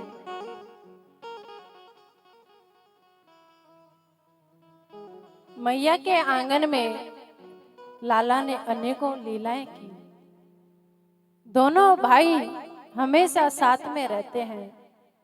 एक दिन महलों से बाहर आए और महलों से बाहर आकर के जैसे ही मोर को देखा तो दोनों भाई बड़े प्रसन्न हुए। तो दोनों मोर के ऊपर बैठ गए। जैसे ही मोर के ऊपर बैठे तो मोर ने अपनी उड़ान भर ली। अब बलराम जी कह रहे हैं कि भैया ये हवाई यात्रा में हवाई जहाज में बैठ तो गए, लेकिन ये रुकेगा कहाँ? हमारी मैया बड़ी परेशान हो जाए, कहीं कंस मामा के पास ना ले जाए।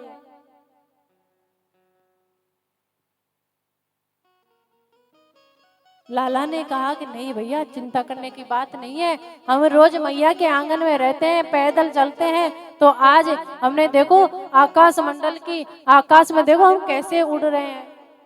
एक दिन दोनों भाई बैल के सींग पर बैठ गए। बैल के साथ पूरी ब्रज में, पूरी गलियों में, हर गोपी के घर को आज दोनों भाई बैलों के सींग पर बैठ करके हर गोपी का घर को देख करके आए, कौन सी गोपी का घर कहाँ है।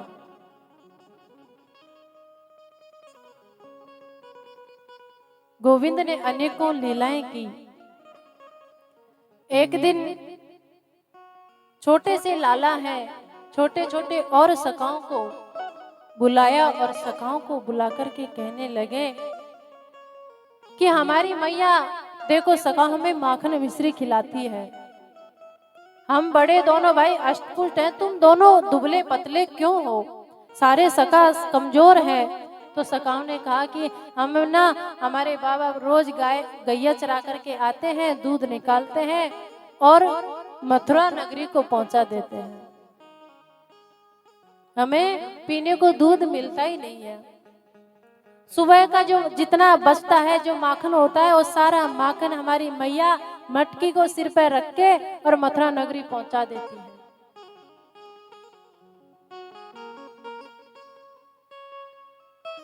तो लाला ने कहा कि आज के बाद कोई मथुरा नगरी को माखन दूध नहीं पहुंचाएगा। मैं तुम्हारे बाबा और तुम्हारी मैयाओं से घर घर में जाकर के कहूंगा।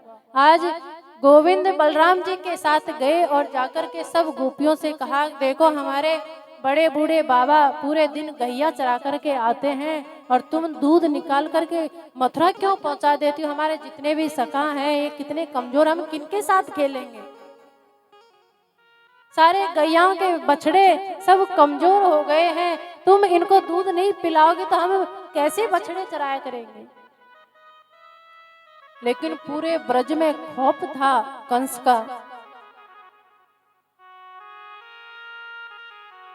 अब कौन माने, सबको डर था।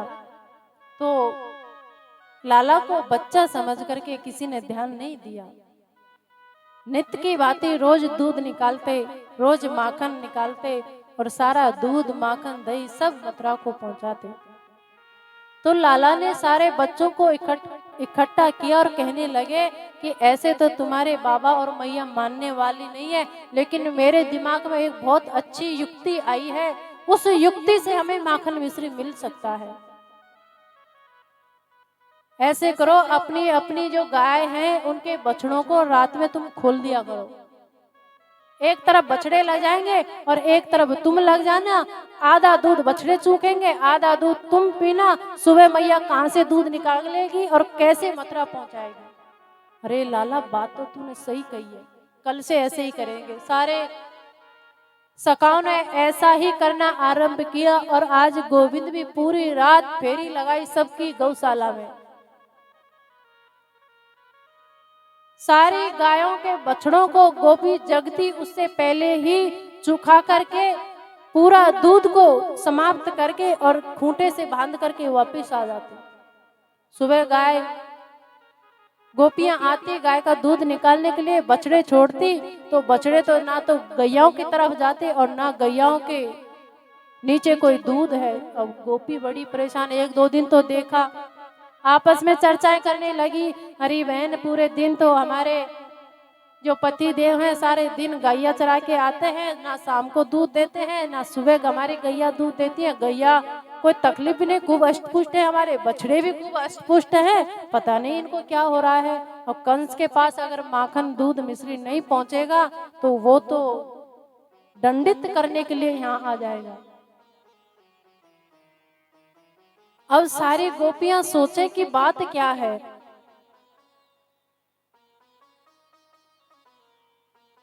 अब गोपियों के कुछ समझ में नहीं आया। फिर लाला ने दूसरी बार फिर पूरे सखाओं को इकट्ठा किया और इकट्ठा करके खेलने के बहाने घर से, गांव से बाहर, गोकुल से बाहर ले गए और ले जा करके पूरे दिन तो खेल खेला। और शाम को जब आने लगे तब कहने लगे कि हम ऐसा करेंगे कि जो माखन जो बचता है थोड़ा बहुत, तो उस माखन को तुम खाया करो, क्यों हमें तो हमारी मैया खिलाती है, तुमको नहीं खिलाती, तुम ऐसे किया करो, चुरा करके खा लिया करो। सब सखाओं ने मना कर दिया कि भैया हम चोरी नहीं करेंगे, हम कोई ऐसे वैसे थोड़ी है, चोरी करना तो बुरी बात है, हम चोरी नहीं करेंगे। लाला ने कहा कि मैं चोरी करने के लिए नहीं कह रहा हूं, तुम कमजोर हो रहे हो इसलिए कह रहा हूं, तुम्हारे साथ मैं हूं, कोई चिंता करने वाली बात नहीं है। और आज गोविंद ने सारे सखाओं को चोरी करने के लिए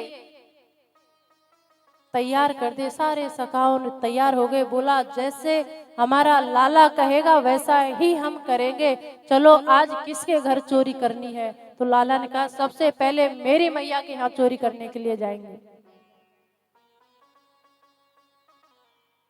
सारे सखा तैयार हो गए, मैया यशोदा के महलों में, मैया यशोदा के यहाँ माखन की चोरी करना जाना है। सब सखाओं को बुलाया और बुला करके सब सखाओं की मंडली को बाहर खड़ा किया। मैया यमुना स्नान करने के लिए, यमुना जल लेने के लिए चली गई और सारे सखाओं को घर में बुलाया और एक के ऊपर एक, एक के ऊपर एक, सारे सखाओं के ऊपर, सबसे ऊपर लाला चढ़ गए और सारे माखन की जो जितनी भी मटकी में माखन था सारा माखन को निकाला, सारे सखाओं को खिलाया।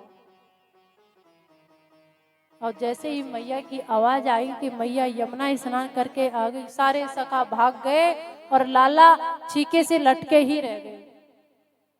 जैसे ही मैया नजदीक आई धड़ाम से कूदे और एक खंबे की ओट में छिप गए।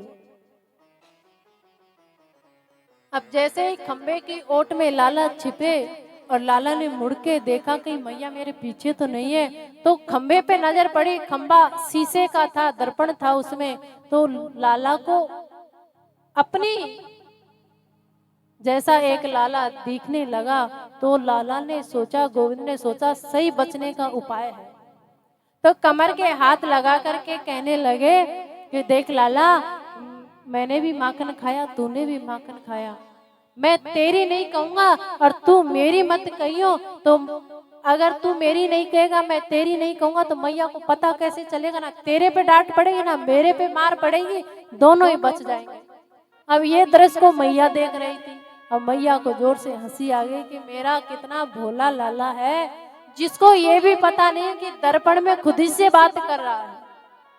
जैसे ही मैया हंसी तो मैया के बगल से निकल करके भाग गया और सब ग्वाल वालों से कहा कि आज चोरी करने में हम सक्सेस हो गए हैं, मैया ने आज ना हमको डांटा ना फटकारा और हमसे खुश हो गई। मैया हंसने लगी तो सारे ग्वाल वाल खुश हो गए कि बिल्कुल सही बात है। सब ग्वाल वालों ने आज चोरी करना आरंभ किया। अब सारी गोपियां मैया के यहाँ उलाना ले ले करके आने लगी।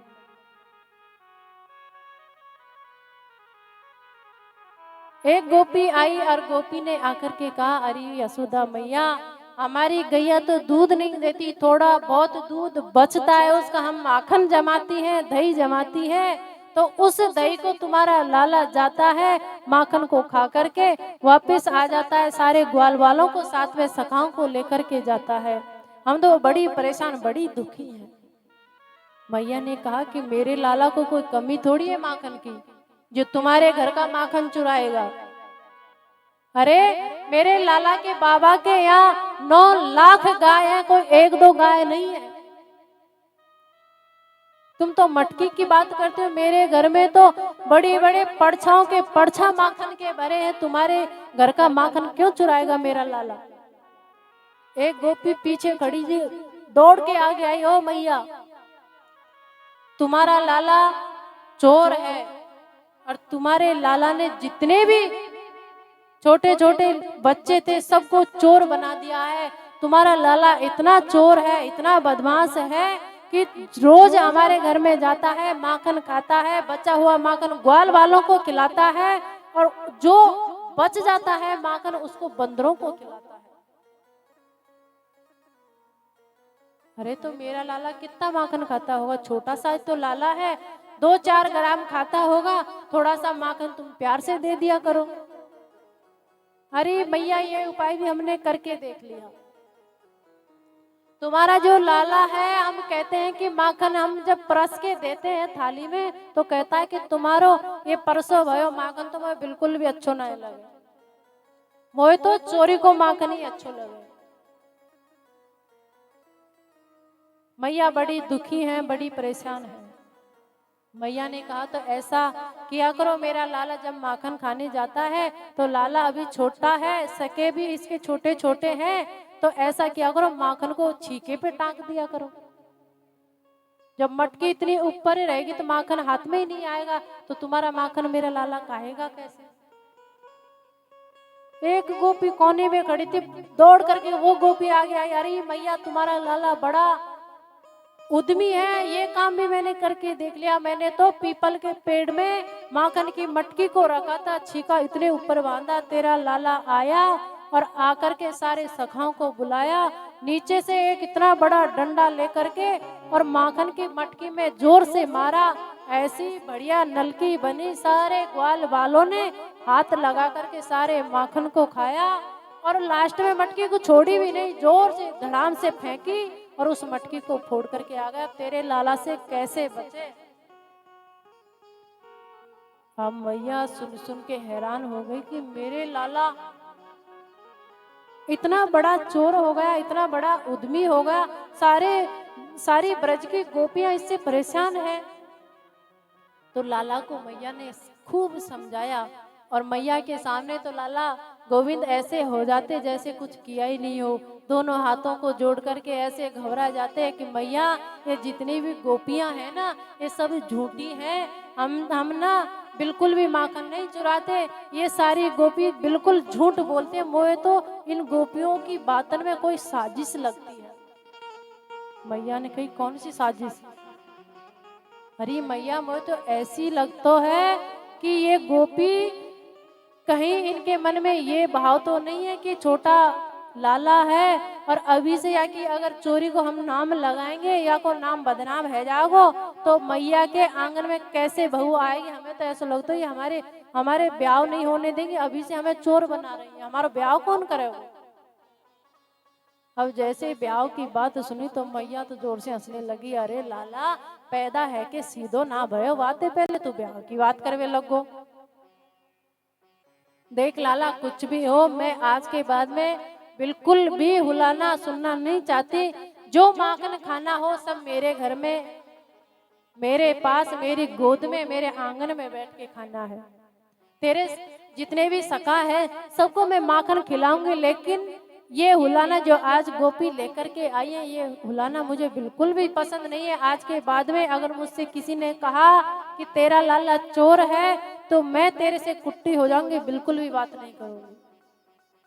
ठीक है मैया, बिल्कुल नहीं जाएंगे, हम तो पहले भी नहीं जाते थे, सारी गोपी झूठ बोलती है। आज मैया हम तुम्हारे साथ रहेंगे। आज मैया यमुना स्नान करने के लिए, जल भरने के लिए गई तो साथ साथ में लाला भी गया और छोटे छोटे सखाओं को साथ में ले गया। मैया तो नहाने धोने में लग गई और आज सखाओं के साथ खेलते खेलते छोटे से लाला ने एक छोटी सी मिट्टी की डेल उठाई और मिट्टी की डेल उठा करके अपने मुखार विंद में रख ली। अब जैसे ही सखाओं को पता लगा कि लाला मिट्टी खाता है तो दौड़ करके मैया यशोदा के पास आए। अरे मैया, मैया देखो तो सही, तेरा लाला ने मिट्टी खाई, आज तक तो माखन खाता था, अब ये मिट्टी भी खाने लग गए। अब बगल में बलराम जी खड़े थे, बलराम जी से कहने लगे कि भैया देख, तेरी बात मैया बिल्कुल सत्य मानती है, तू मैया से मत कहियो कि मैंने मिट्टी खाई है। बलराम जी ने कहा अभी मेरे सामने खाई तो है, मैं झूठ काहे क्यों बोल दूंगा, मैं तो जाकर के बिल्कुल कहूंगा कि लाला ने मिट्टी खाई है और मेरे आंखन के सामने खाई है।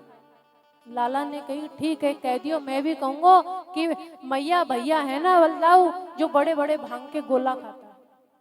अब बलराम जी ने सोचा कि मेरी बात पता नहीं मैया माने ना माने, लेकिन इसकी बात जरूर मानेगी, मेरे पे मार जरूर पड़ेगी। ठीक है भैया, मैं तो चाहे तुम मिट्टी खा रोज खा चाहे माखन खा, मैं तो मैया से बिल्कुल ना कहूँ। अब जैसे ही मैया ने सुना कि लाला ने मिट्टी खा ली तो लाला को आज कान पकड़ के मैया पूछने लगी तेने मिट्टी खाई? लाला बिल्कुल मना कर दे।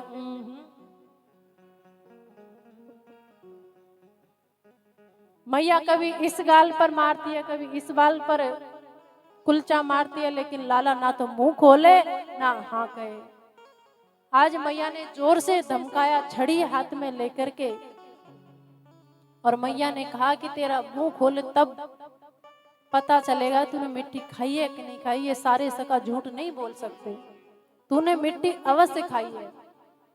तो आज लाला ने जैसे ही मुखार बिंद को खोला तो आज मैया ने लाला के मुंह में ऐसा दृश्य देखा। मैया देख रही है लाला के मुखार बिंद में पूरे ब्रह्मांड का दर्शन आज मैया को कराया।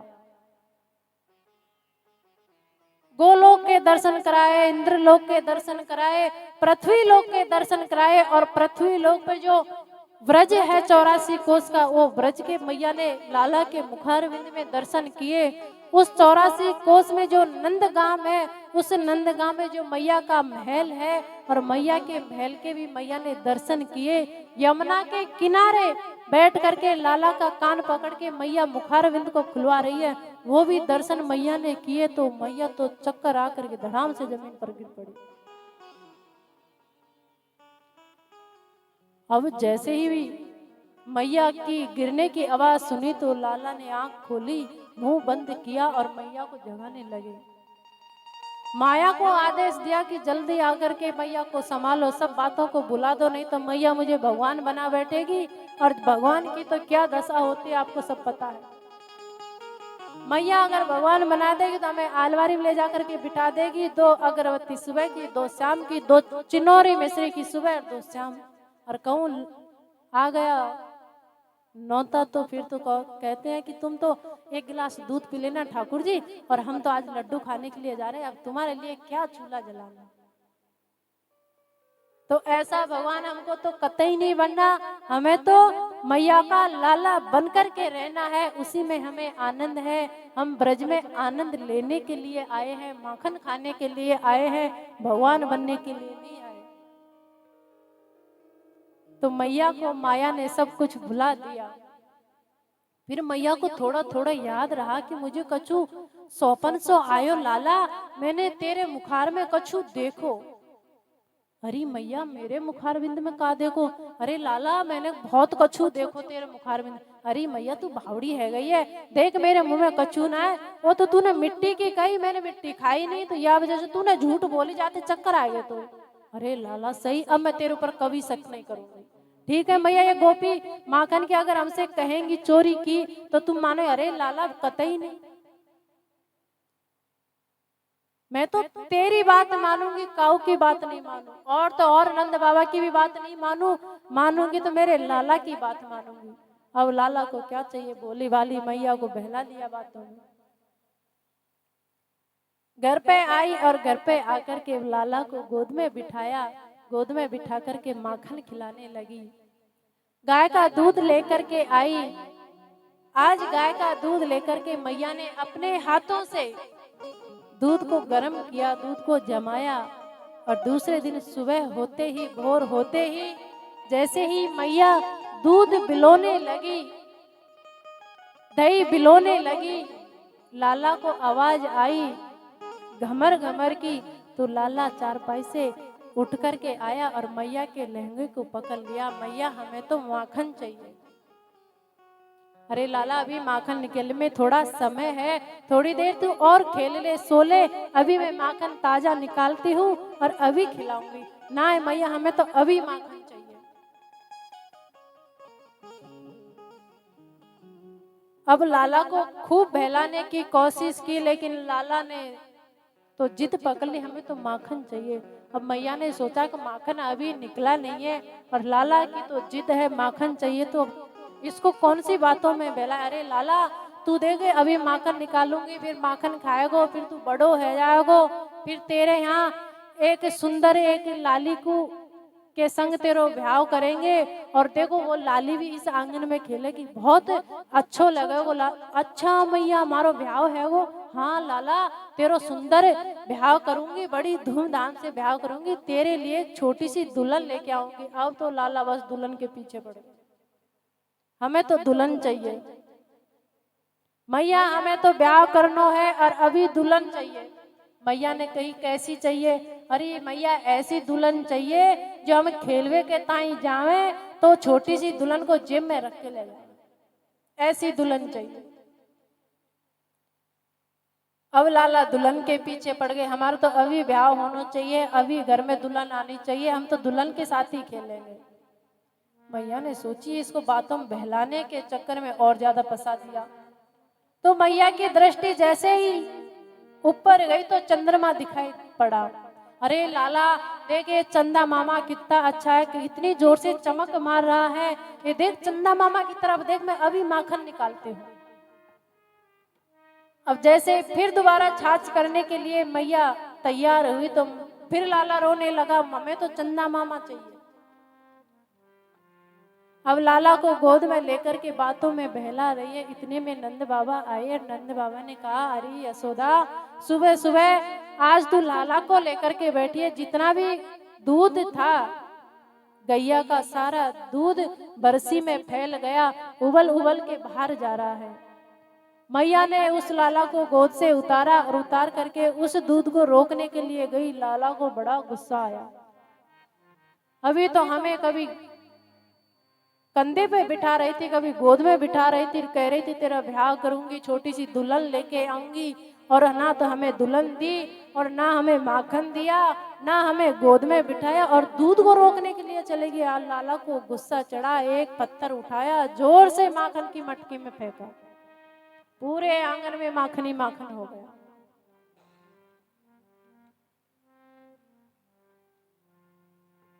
अब मैया को बड़ा गुस्सा आया, मैया छड़ी लेकर के पीछे पीछे लाला के भागी, आगे आगे लाला है, पीछे पीछे मैया है, छड़ी हाथ में है।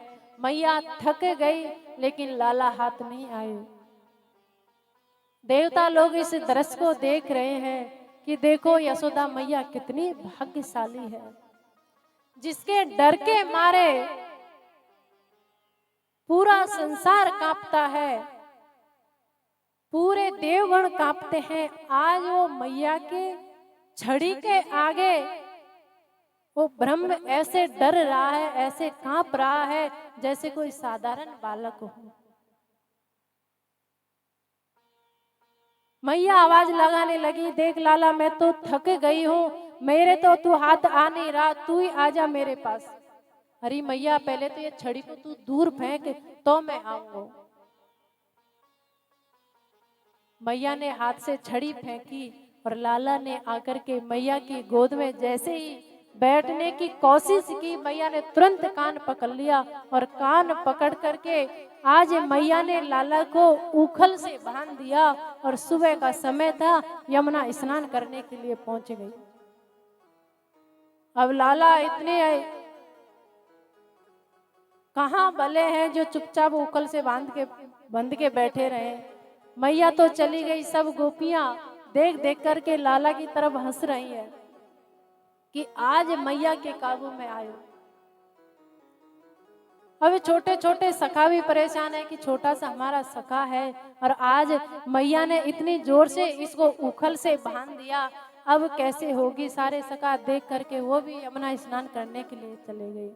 अब उखल से लाला कूदे हैं और गोविंद आज खुटमन खुटमन खुटखुट खुटमन जा करके बाबा के आंगन में दो वृक्ष खड़े थे। दोनों वृक्षों के बीच में से जैसे ही लाला निकलने लगे और दोनों वृक्षों में वो उखल फंस गया और जैसे ही लाला ने जोर लगाया, दोनों वृक्ष बाबा के आंगन में जोर से आवाज करते हुए धड़ाम से जमीन पर गिरे। जैसे ही दोनों वृक्ष गिरे, उन दोनों वृक्षों में से दो दिव्य पुरुष प्रकट हुए और लाला के सामने हाथ जोड़ करके खड़े रह गए। नल और कुमेर दोनों भाई ऋषियों के शाप से शापित हो गए थे। तो आज गोविंद ने नल और कुबेर का उद्धार किया। आवाज पूरे ब्रज में पहुंची पेड़ों की। मैया यशोदा को यमुना के किनारे आवाज पहुंची। यमुना के किनारे मैया ने जल भरना छोड़ दिया, दौड़ी दौड़ी आई, दोनों पेड़ों के बीच में लाला खिल